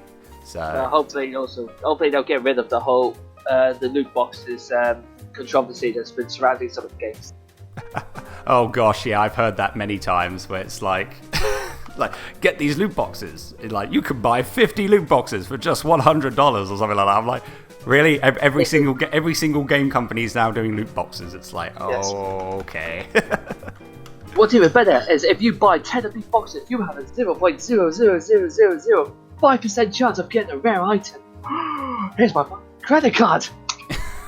It's like, goodness gracious. Electric says, wait, why you wear those shades at night, eh? Yes. One of the most popular lines in Night Trap is that, wait, Night Trap wasn't on Amiga. Oh, sorry.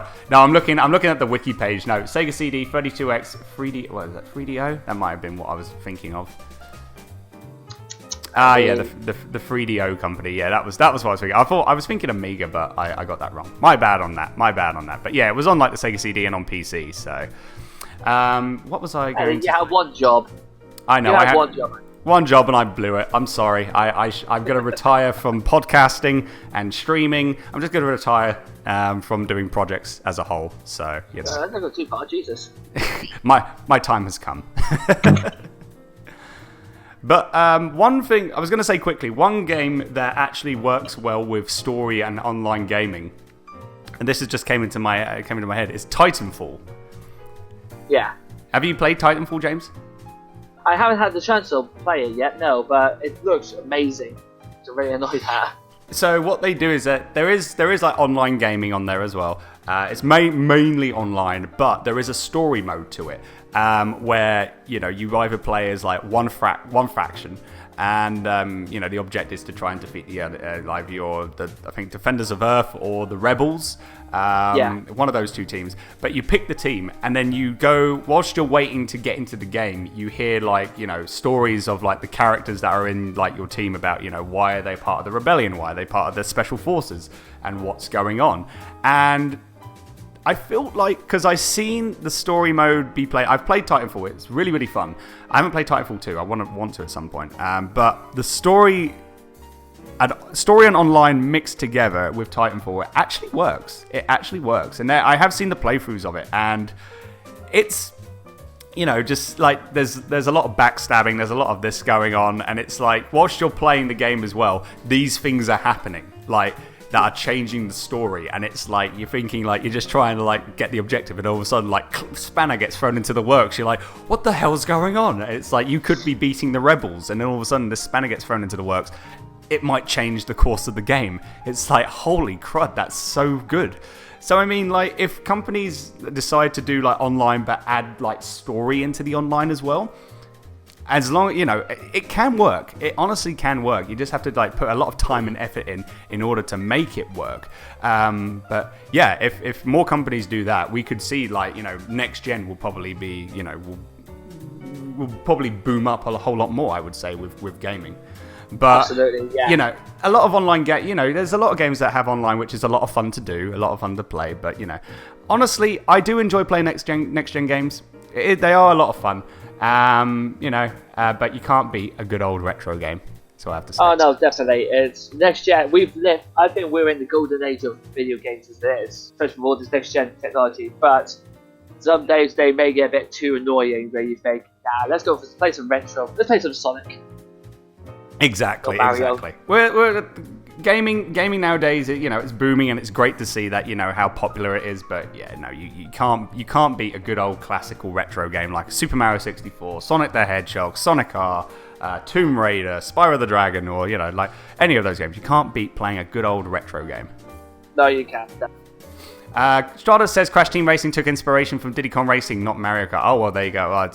It took inspiration from Diddy Kong Racing as well. But when you see Mario, but also for other gaming karts as well, probably some other companies that did make their characters with a karting game, maybe also took inspiration from Mario Kart as well, because as I say, Mario Kart is the most popular karting game there is. So until they bring out Crash Team Racing, and then we may see a competition going on. Yes. He also says, when you're talking about modern games, are you including indie games in there? As indie games over the last 5 years have been really awesome and creative. Sees titles like Freedom Planet, Shovel Knight, Undertale, A Hat in Time, and Yooka-Laylee, and many more. That is also the one thing. Yeah, you have your big companies that make, all these big AAA titles. But the one really good thing to see for next gen is indie companies. That's what Strada just said. Bringing back making new games, but bringing the retro feel, the retro flair to it.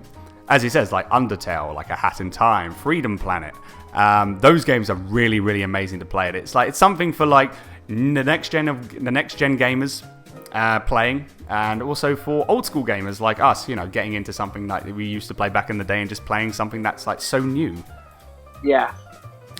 Have you? So I've been watching a video about on one of the YouTube channels. He's on Subnautica, and I've just had a look at it, and it's an indie game, but it looks amazing, and I really want to play that. And that's something I feel that is amazing, because you've got so much technology nowadays. Well, people, even the small industry, can make games like that, and it's incredible just to see how far along we've come.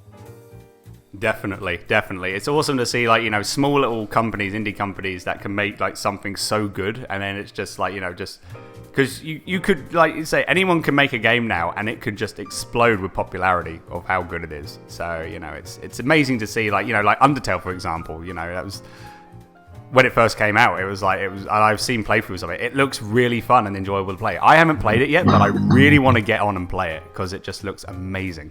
Retro, and you have different styles, different story endings and stuff to it, which is I like that. I like that you can choose a path, and which path you take is it you suffer the consequences on that said path. It could be good, could be bad, you know, but whatever you do, like, changes the ties of the game, so to say.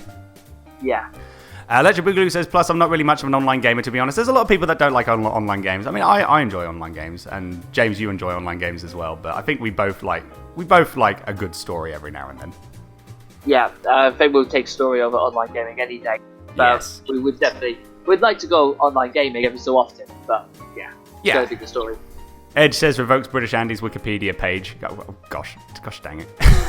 all right, Edge. And Electric says still need to play Next Machina. Next Machina. That's a game that I've not heard of, actually. Have you heard of that game, James? The head of Deus Ex Machina, but not that. Not that. Interesting. And Vix, goodness. So, just looking over here quick. Vic says if a game has a good story and online story co-op, it's a good deal. Yeah, if something that has like a mix of both, then you know it's hopefully as long as the game works, then yeah, pretty much you're on a gold mine, pretty much. Definitely, you will sell our copies by the thousand.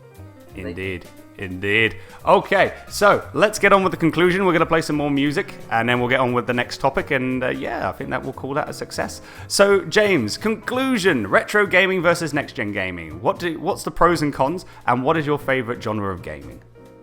As I said, my favourite genre of gaming is action-adventure, the pros and cons of retro gaming. We grew up with it, so we pretty much got all our training from there. It all focused mostly on story, better than graphics.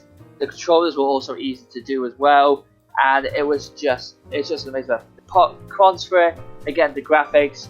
Nowadays, you feel like you can get yourself involved with it, like you can just be there. Whereas times back in the old days, it didn't look realistic enough. And I think that's probably definitely the pros of the next generation gaming.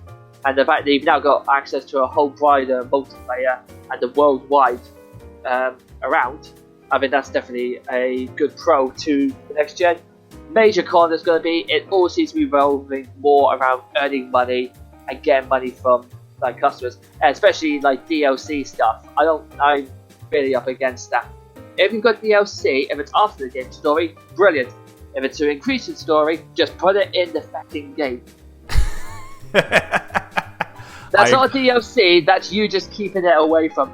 Put it in, you'll sell a lot more copies. I agree with that 100%. Like, you know, just crazy. Well, I mean, that's one way of companies to get money, unfortunately. But yeah, it's quite annoying. It's quite annoying. I love it. I like it like back in the day where when you have the game, that's what you get. That's everything you get in that game. And as I say, yeah, retro gaming. I think, you know, it's. You say about like it wasn't very realistic. Sometimes with retro gaming, you don't want games to be realistic because you want to be jumped into a in a pile of in a fantasy. You want to like get out of reality, go to somewhere fantasy. Sometimes you don't need. Sometimes you want a game that's not very real. Landslide by any chance? Which one? Those games would be as you said. What was that, James? Sorry. Hello.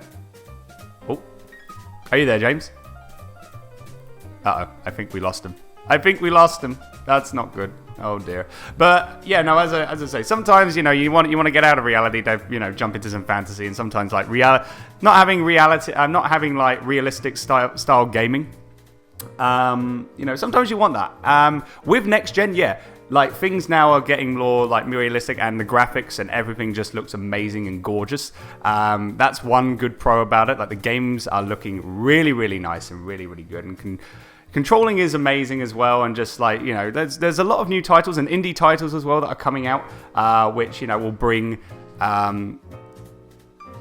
will make a lot of like old school gamers happy with how the style of games are getting made, but also bring to show the next generation of gamers, how it was like gaming back in the day with like the style of controls and style of the graphics and everything, and how the story was.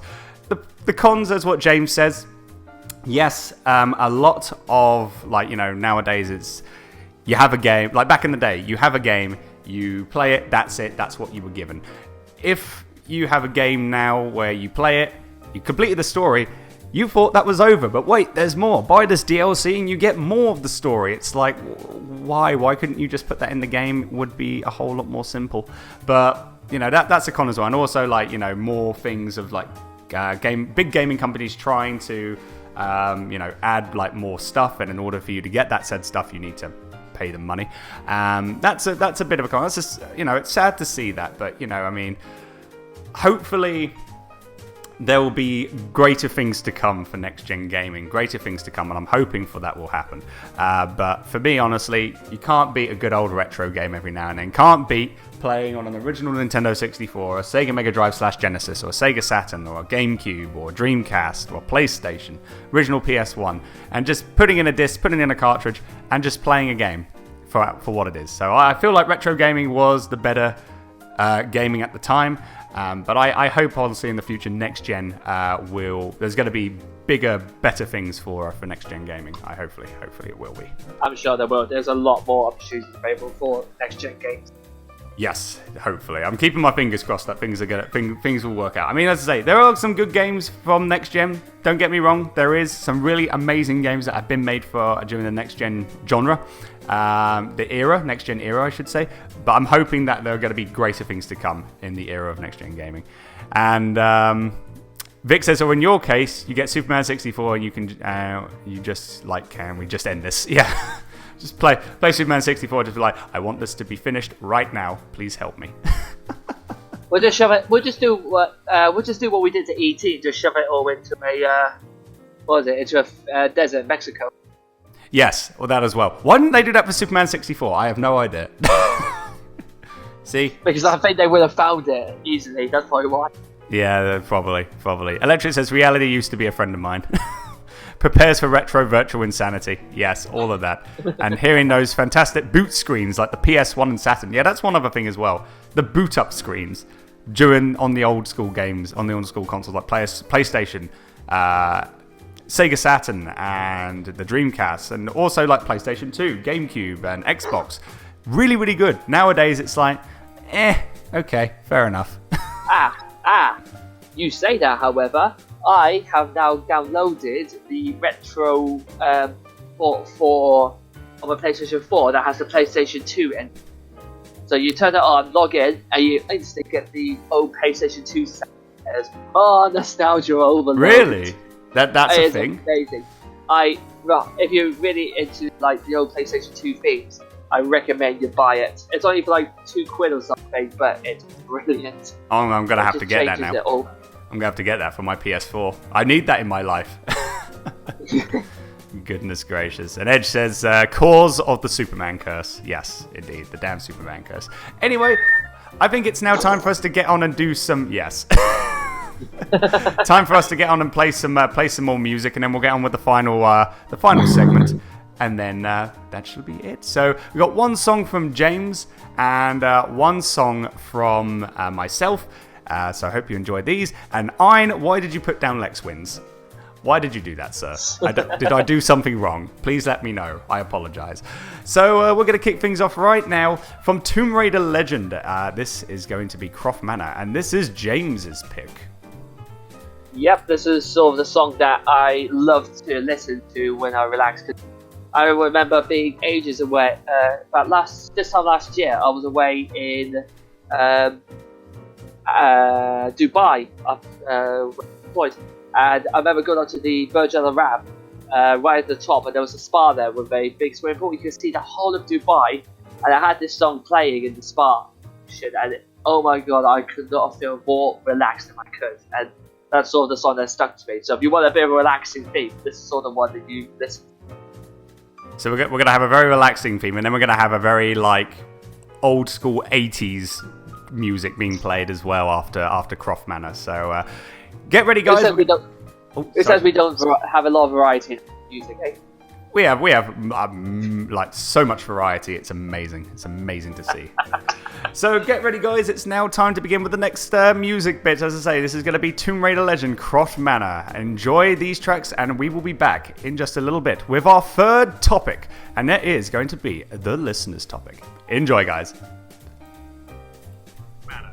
Enjoy these tracks, and we will be back in just a little bit with our third topic, and that is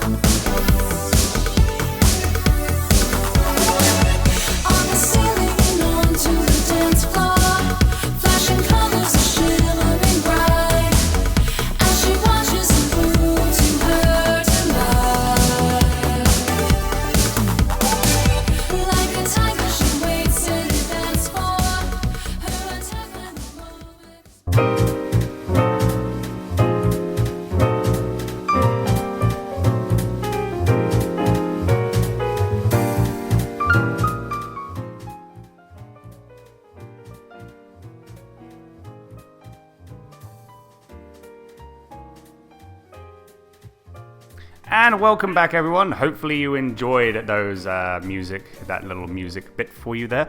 That was a song from me and a song from James. My song was Double Dragon Neon, City Streets 2, Mango Tango, Neon Jungle. Such a catchy song, I love it. It's like very 80s-esque.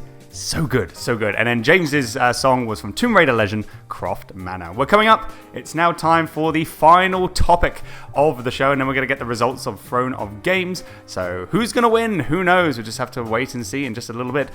But our listener topic for today, this is a topic by Raf Oskrol. So Raf sent us over a topic. Thank you very much for that, sir. As I say, guys, if you want to send over your gaming topics for us to discuss about during a future show, you can send it to us by email. Our email address is thebritishandy@gmail.com. So if you'd like to send us a request, please feel free to do so.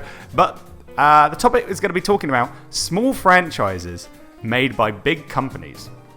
So, for example, Nintendo, for example, they made, as what Raf says, let me go on to my emails quick, because Raf actually asked us about a couple of franchises that were made,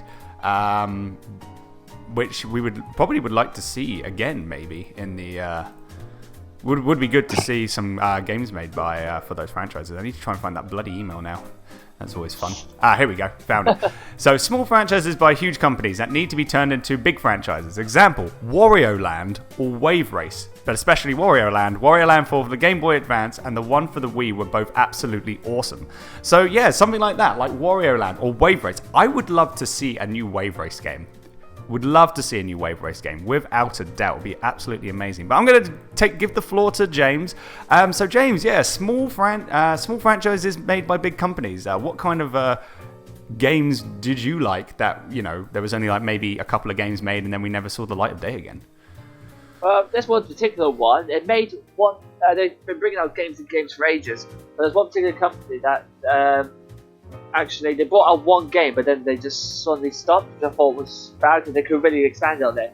That was Lego Dimension. I don't know if anyone else has played it, but I remember playing it on there, maybe buying loads of stuff because I'm a geek like that.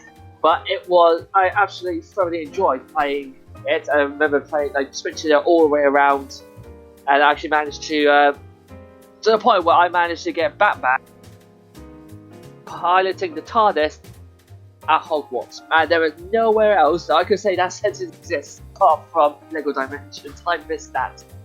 Or Doctor Who in Green Hill Zone. Yes, definitely.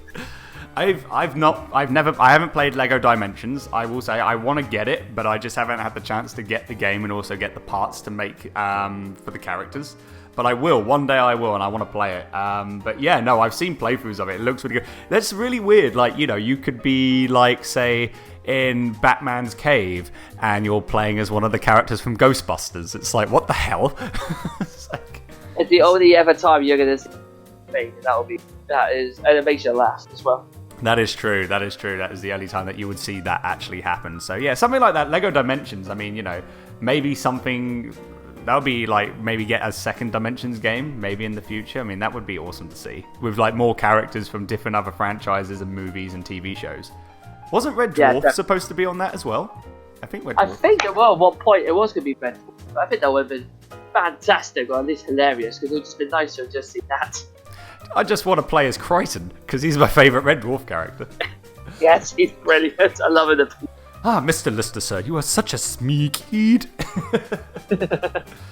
I love the whole thing where he goes, Crichton, we need to do this. What are our chances of survival? Live activated. Of course it will work, sir. Have no worries about it. Yeah. I love that. That's why Crichton's like the best character in Red Dwarf. Because I just love how it goes.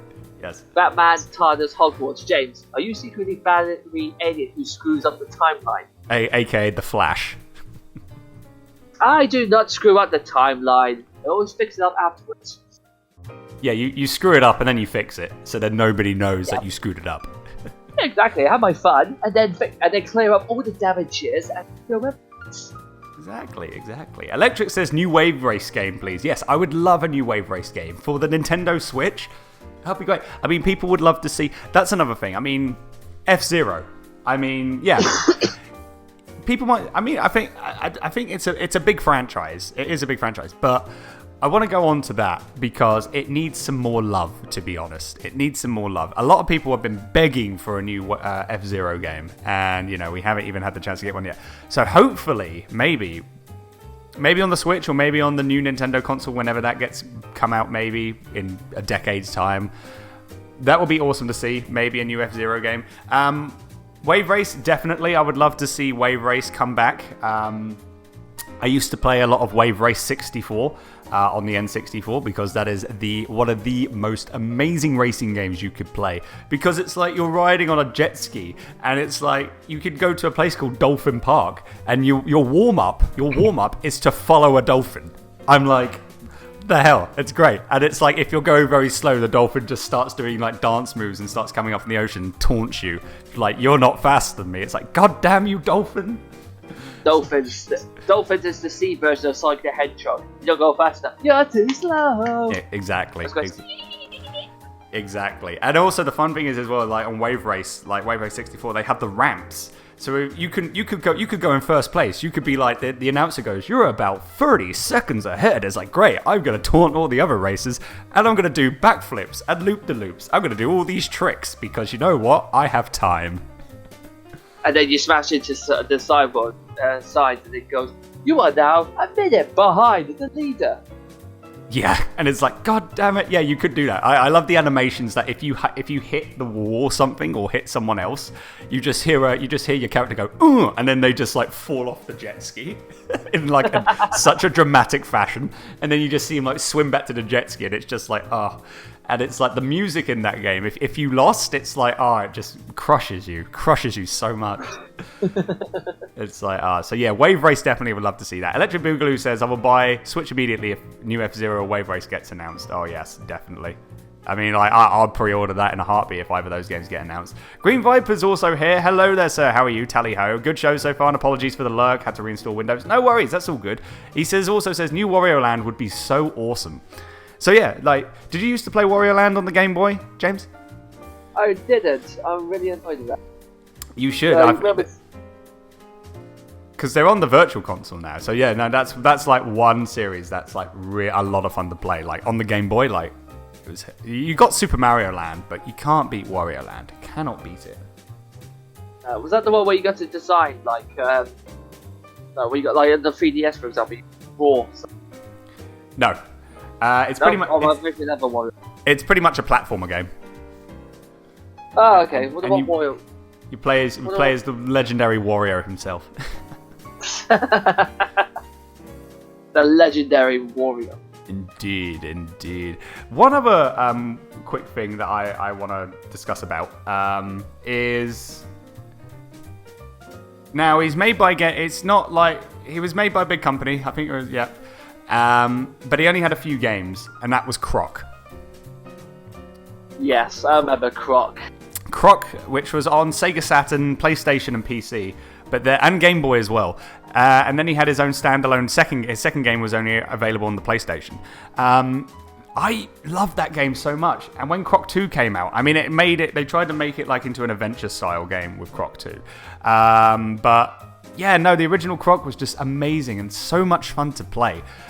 And just he had such a cute voice as well. It's like, splat, look out! Yeah, when he just goes, yes, oh! I'm just like, oh my gosh, why are you so freaking adorable? Damn it! I'm gonna take you home with me. Yeah, I want to take you home. I like the little like animation with the loading screen. Whenever there's whenever the level gets loaded, you just see it's just black screen, and then you just see Croc just walking from one side of the screen to the other. I'm like, that's freaking great. It's just his own little they're like. It's pretty much it. And yeah, no, and Croc 2, I played a little bit of Croc 2. It was good. I enjoyed that. I enjoyed Croc 2. But that was it. After that, we never saw him again. And, he had an amazing theme song. That's what Electric Boogaloo says. Nick Rex says a new Croc game. Yes, that would be awesome. We never saw him again. And it's like, that would be one gaming franchise I would love to see revive. Like, maybe a remade version of Croc, but a brand new game of Croc. Like, whoever has the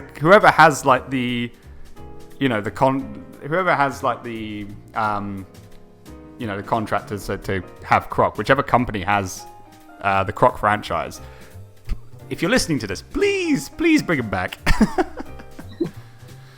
Maybe give the contract over to Sega, and then all we gotta do is get Sega on the phone. Yeah. Well, I mean, you know, Croc made by Sega. I'd buy that for sure. Electric Boogaloo says, I'm still crossing my fingers that Camelot will make another Shining Force game. And Asmodan says, Skies of Arcadia, which is a freaking amazing game on the Dreamcast and GameCube. I would like to see a new Skies of Arcadia game made as well, for sure. James, what about you? Sorry, I think I was going on quite a bit about that. Was there any, like, small franchises that you would like to see brought back, so to say? I can't really think of any at the top of my head. That's really annoying. I was going to say Croft, but then you kind of beat me to it. So. Oh, I'm sorry. Well, let's talk more about Croc. Let's have your intake of Croc, sir. Croc was brilliant as a game. I only got through like the first 2 levels, which, to be honest, at this point makes me a really bad gamer. But I really enjoyed every single moment I was playing, and I thought it was so. And like you said, it was so cute as well. I mean, it was so cute. It just wanted. It would just be nice to actually bring him back out just for one more game, or even just a new sort of gaming series. Because I'm thinking they can make a lot of money out of that, and it'd be enough to bring like new fans back into playing Croc again. I mean, we'll go back to Crash Bandicoot. Look at Crash Bandicoot. I mean, they did a remake of Crash Bandicoot 1, 2, and 3. Look how that went. Really well. So, you know. Yeah, exactly. So, some sort of those games, those classic games, have opportunity to actually make it big in these sort of times. And I think Croc might be a perfect candidate. Would be really a perfect candidate. I am also going to say Spyro as well, because I am a massive Spyro fanboy. Yeah, but I thought I didn't think Spyro needed to be said, if I'm honest. What was that? Sorry? I didn't think Spyro needed to be said. I mean, it's Spyro.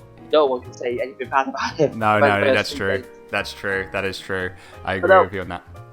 I did see someone posted on Facebook, and it was someone actually created Spyro, the first game, in Unreal Engine 4. Spyro in Unreal Engine 4? Yeah.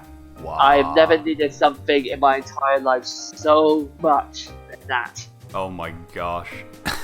I might need to see that. I might have seen it. I'm not too sure. I might have to double check, but I would like to see Spyro in Unreal Engine 4. That would be, so good. Just thinking about it makes me go, Goodness. Our Edgehead is also brought out, I want another Pokemon Snap. It was Batman. I remember Pokemon Snap. I tried to get an emulator for it, but I could never control it on my keyboard. Oh gosh. Pokemon Snap on the keyboard and mouse? Oh my goodness. You poor guy. You poor bloke. I was away. I had to deal with it. Well then. Nick Rex says, keeping his fingers crossed that Spyro announcement at E3 will be a thing. I'm honestly keeping my fingers and toes crossed for that, literally. Like, you know, they did Crash Bandicoot. Can you please do Spyro? That would be fantastic. Like, absolutely amazing. Asmo says, a new Hey You Pikachu with some horrible voice recognition software. Which never came out in Europe, but, you know, came out in, like North America. So I want to buy it, and I want to play it just to see how that goes, pretty much. Just how bad it is. Yeah, pretty much. Just to see how bad it really is, and how, like, the microphone works and all that stuff.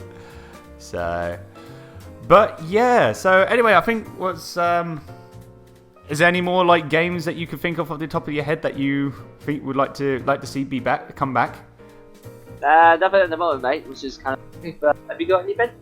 No, I'd say, like, you know, Wave Race, definitely. Croc, I would like, you know, maybe would like to see come back. There was another one. There was Toe Jam and Earl. That was originally on the Mega Drive Genesis. You know, that's coming back with a remake game. That was, like, one game, and it was really good on the Mega Drive Genesis. And it's actually coming back with a new title. And... seeing that, like, it can happen. Old game, I mean, you've also got Bubsy as well. Because there's a new Bubsy game coming out. And after the last game, that was Bubsy 3D. No. So, you know, but having that for an example, that can happen. Like, franchises that were really, like, you know, popular. Electric Boogaloo says there were 3 Toe Jam and Earl games. Oh, okay. I've only known of one.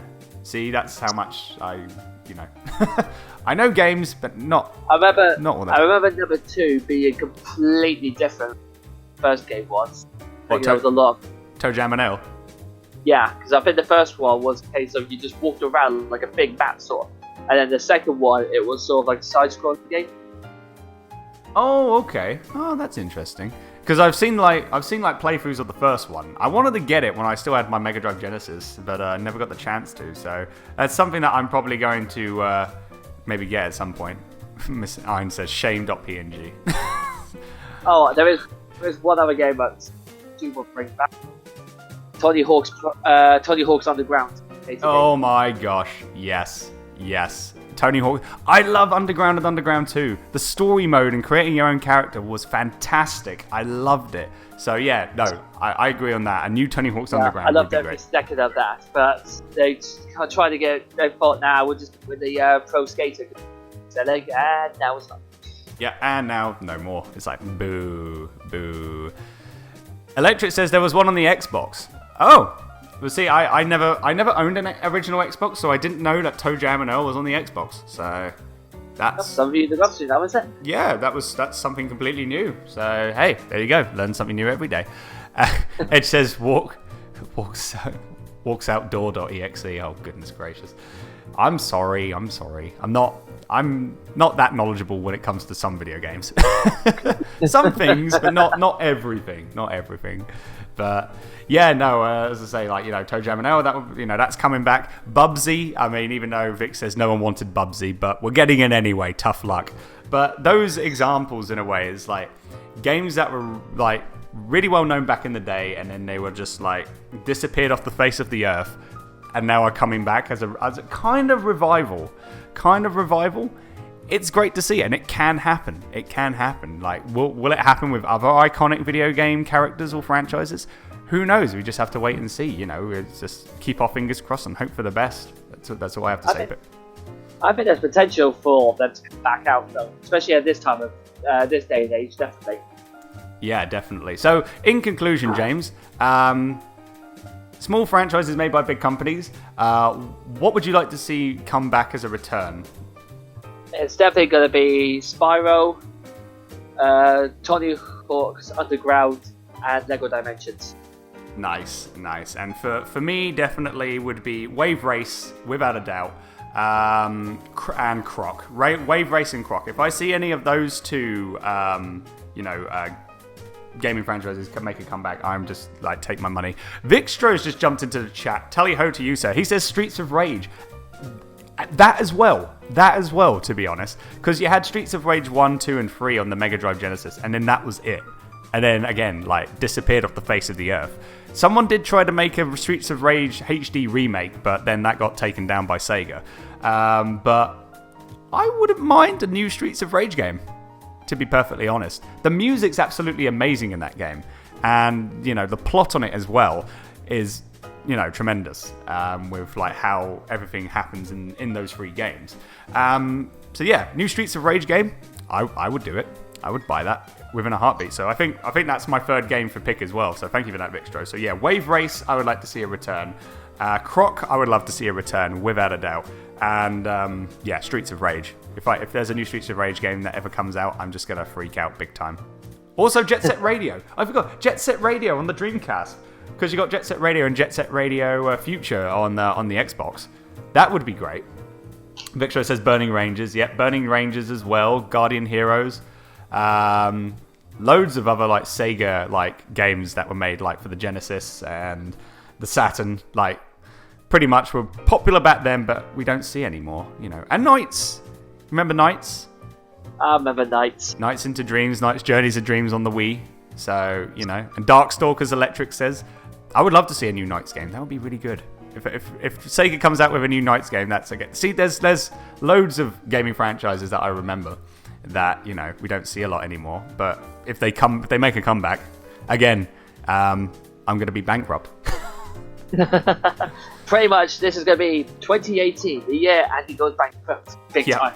Yeah, pretty much. I'm going to have to take 5 jobs, work 5 jobs, in order for me to buy all these games and remakes. I can't really see a TV advert coming up though. Andy must work 5 days to feed his addiction. Video game addiction. For only £2 a month. You may give Andy electricity so he may play his game. Making up a GoFundMe page right now. I'm joking. Andy tries out Wheel of Fortune. Oh dear God, no. No thanks. No thanks. And Black Baldrix just came in as well. Tally ho to you, sir. Hopefully you are having a very, very good day. Very, very good day indeed. So, yeah, that's pretty much our topic. As I say, small franchises made by big companies. As I say, I would love to see like quite a few comebacks. Mainly Wave Race, Croc, and Streets of Rage as well. Like, definitely, for sure. And as I say, James, you would like to see Spyro make a return as a remake, and Tony Hawk's Underground. Tony Hawk's Underground. Oh yes, that would be amazing to see. That Baldrick says, I'd want to see a reboot of the Destroy All Human series. Ooh, that would be great. And Skies of Arcadia, yeah, we talked about Skies of Arcadia as well, Asmo. I'd say that would be awesome to see. Awesome to see if they make a new one. But, you know, have to wait and see. But we also, sorry, I'm going to talk about one more game and then we're going to end it. Because I just realized. Shenmue. Whoa. Is it all of a sudden I said Shenmue and then all of a sudden your computer's just like, whoa, James? No, I'm just trying to cover my mouth because my cough. Oh gosh, but yeah, no, Shenmue like originally on the Dreamcast and also on the Xbox. Shenmue and Shenmue 2 on the Dreamcast for Europe. Shenmue on the Dreamcast for North America and also on the Xbox. That would be great to see. You know, we got Shenmue 3. Like, another game that, like, you know, has disappeared off the face of the earth and then has made a comeback. Because it can happen. And a lot of people wanted to see Shenmue come back. And sure enough, it did. And I've backed it on Kickstarter. So we're definitely going to be getting Shenmue 3. I think it's coming out this year. I'm not too sure. I think when I checked when it first came, it said it was going to come out in 2018. And when was the Kickstarter? I think the Kickstarter was 2015. So, I mean, we may see it this year, or it might get delayed for next year, but either way, like, I'm hyped for that. I'm really looking forward to that as well. And Vixtra also says, Shenmue 1 and 2 needs HD ports. I agree. Yes, we need HD remakes of Shenmue 1 and 2. Get the new generation of gamers playing Shenmue, because it's amazing. So good games. Beautiful, well-made, fantastic storylines. You just love it. Love it to bits. Baldrick also says, also a Glover remake. That game has a great concept, but mediocre execution. I've not played... I've heard of Glover, but I've not played that myself, actually. I haven't played that myself. Asmo says, sorry, someone hit the driveway gate, so I missed that. Had to go out and deal with it. Oh, no worries, Asmo. That's all cool. And Electric says, waits patiently for Gravity Rush 3 or Jumping Flash remake. Hey, you never know. Hopefully those... Just got to wait and see what the future brings, pretty much. Vic also says, we'll just make Shenmue 3 with HD remakes for 1 and 2 bundled in. Maybe they might do that. Once the game is released, maybe they might give it, like, say, a few months. They might do a bundled with 1, 2, and 3. So, a good way to sell, definitely. Oh, yeah, definitely. Okay, I think that's now it. We are going to call it there. That's the topics. Thank you to everyone that has, come by and expressed their opinions on these topics as well. As I said, we had for our topics, James's topic, which was most anticipated games for 2018. Second topic, which was my topic, retro gaming versus next-gen gaming. And then the listener topic, which was sent in by Raf. Thank you very much for that, Raf. Small franchises made by big companies. And as I say, if you want to give us a topic for a future show, send us an email. Our email address is thetallyhoshow, all one word, thetallyhoshow @gmail.com. You know what time it is now, James? I think I know exactly what time it is. It is time to see who has won today's Throne of Games. I was going to say, well, it's actually Chico time, but that works too. No, we couldn't get Chico today. We couldn't get Maybe Chico. next week. Maybe next week we'll have Chico on the show. It'll be all good. All right. So yes, as I say, this is it. This is people that came in for Throne of Games voted. As I say, here is the voting poll in case you want to have a look into it. So we're going to find out now which video game character is our next king of the Throne of Games. I forgot to bring a drum roll, so James, let's do a drum roll together.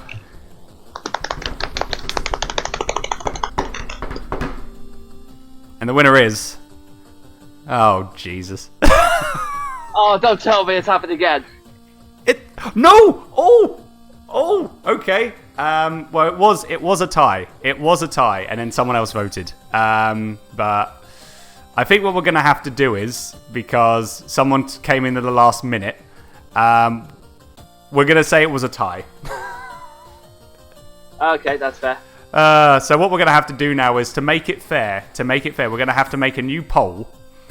And you guys are going to have to vote again to see who would you like to see be crowned king of the throne of games. So let me just get that ready again. And we're going to give it, like, say, 30 seconds this time to vote for your character. It was a bit too much for the last time, wasn't it? It was. We've learned from our mistakes. So what we're going to do is we're going to make a new poll. And we're going to give you guys 30 seconds to vote. If we get a tie again, then the reigning king, which is Sonic the Hedgehog, will win by default. So just as a heads up. So James, do you want to have a quick chat about why you picked Pokemon Trainer Red as your character? Again, the reason I picked Red is because he is the greatest Pokemon master ever to. He knows how to deal with mafias and lawbreakers, so with him is Rocket. And finally, as well, he is the final boss. He is, especially in Gold and Silver and Crystal, he is the pinnacle of everything you've been training for the last minute. That makes him such a legendary character, and that's why he should be our king.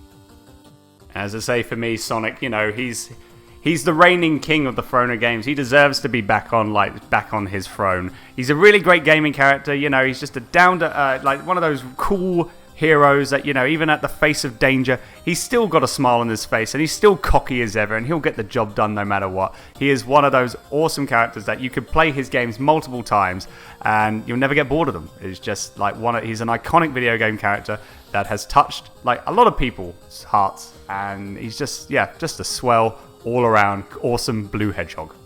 So those are the things, guys.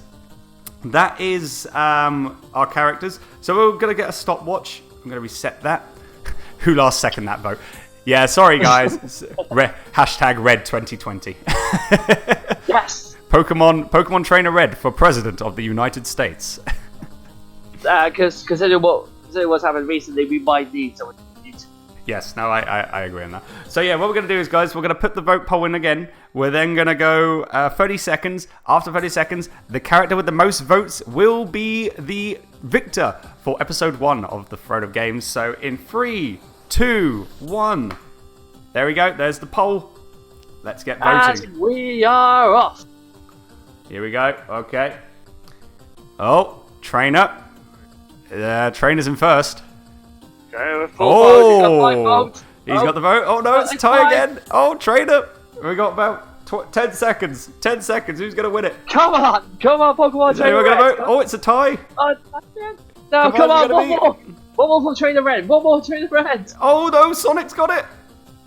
Time. He's done it. Sonic has done it. Last minute. Once again at the last minute. Holy crud. Jeez, that was intense.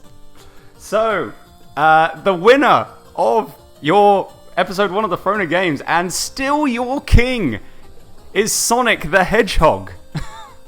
By 7 votes to 6.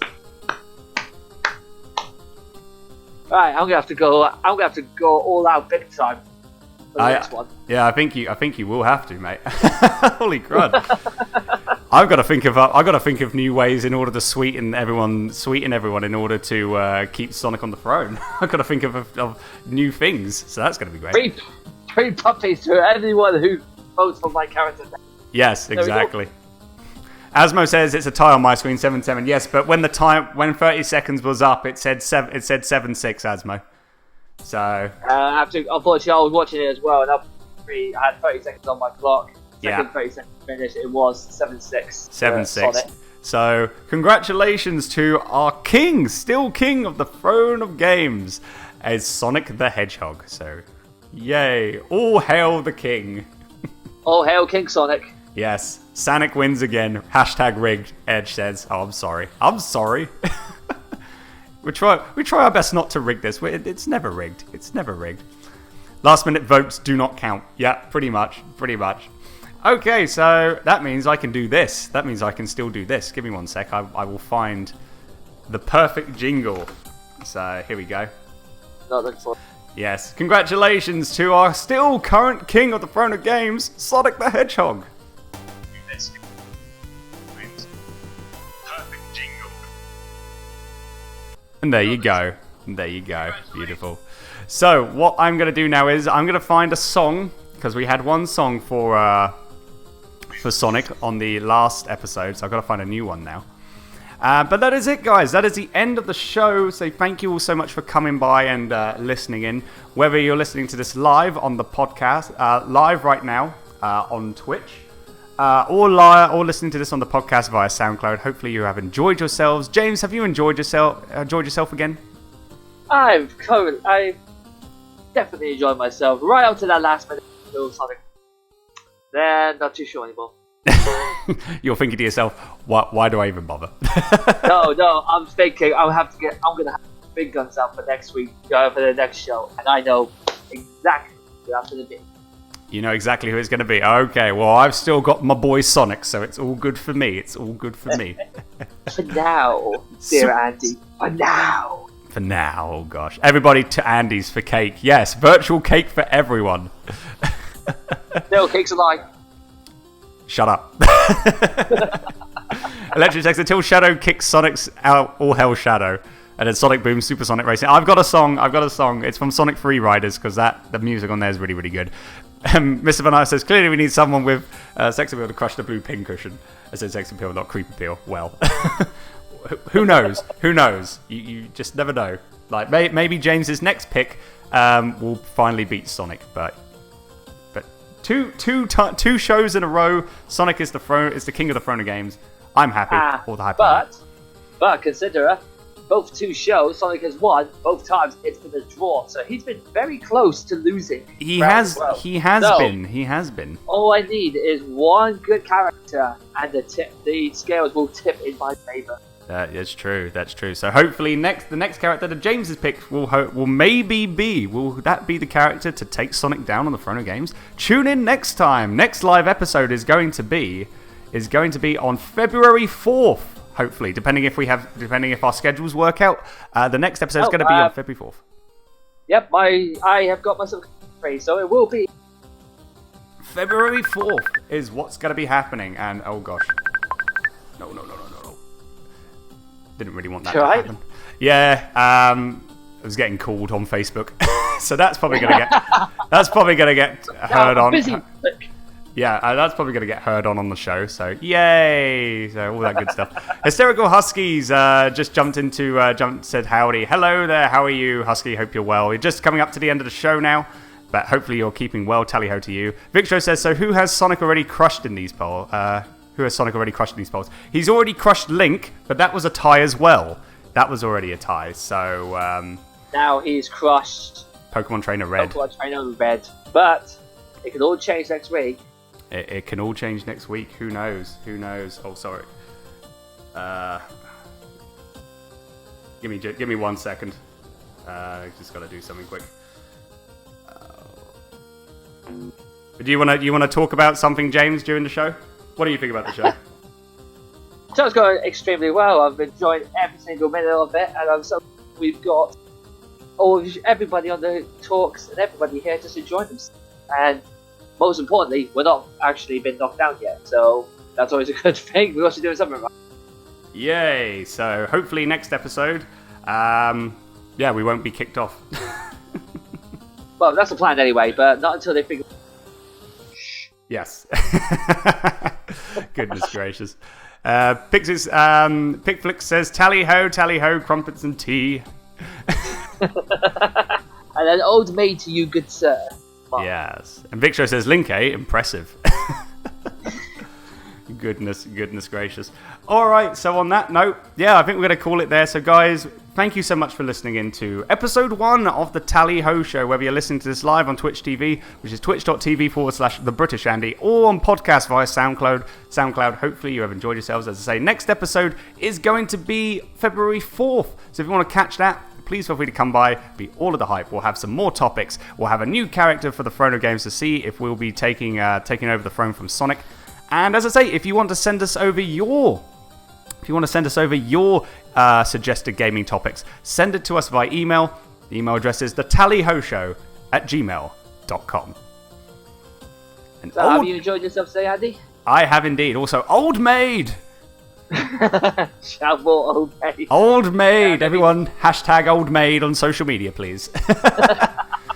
All of the hype on that. Okay, we're going to end things off right now. We're going to be playing from Sonic Free Riders. It's free, the main theme from Sonic Free Riders by Chris Made, an absolute amazing song. So enjoy the outro music, guys. As I say, you have been listening to The Tally Ho Show with me, Andy. And with me, James. And until next time, have a very good rest of your day, afternoon, evening, wherever you are in this world. And we'll speak to you all. Oh, Firestar just jumped in. Hello, Firestar. Hope you're well, sir. Tally ho. Just in time for some good tunes to end off the show. So until next time, have a very good rest of your day, and we'll speak to you all very, very soon. Take care, and bye-bye for now. Take care, guys.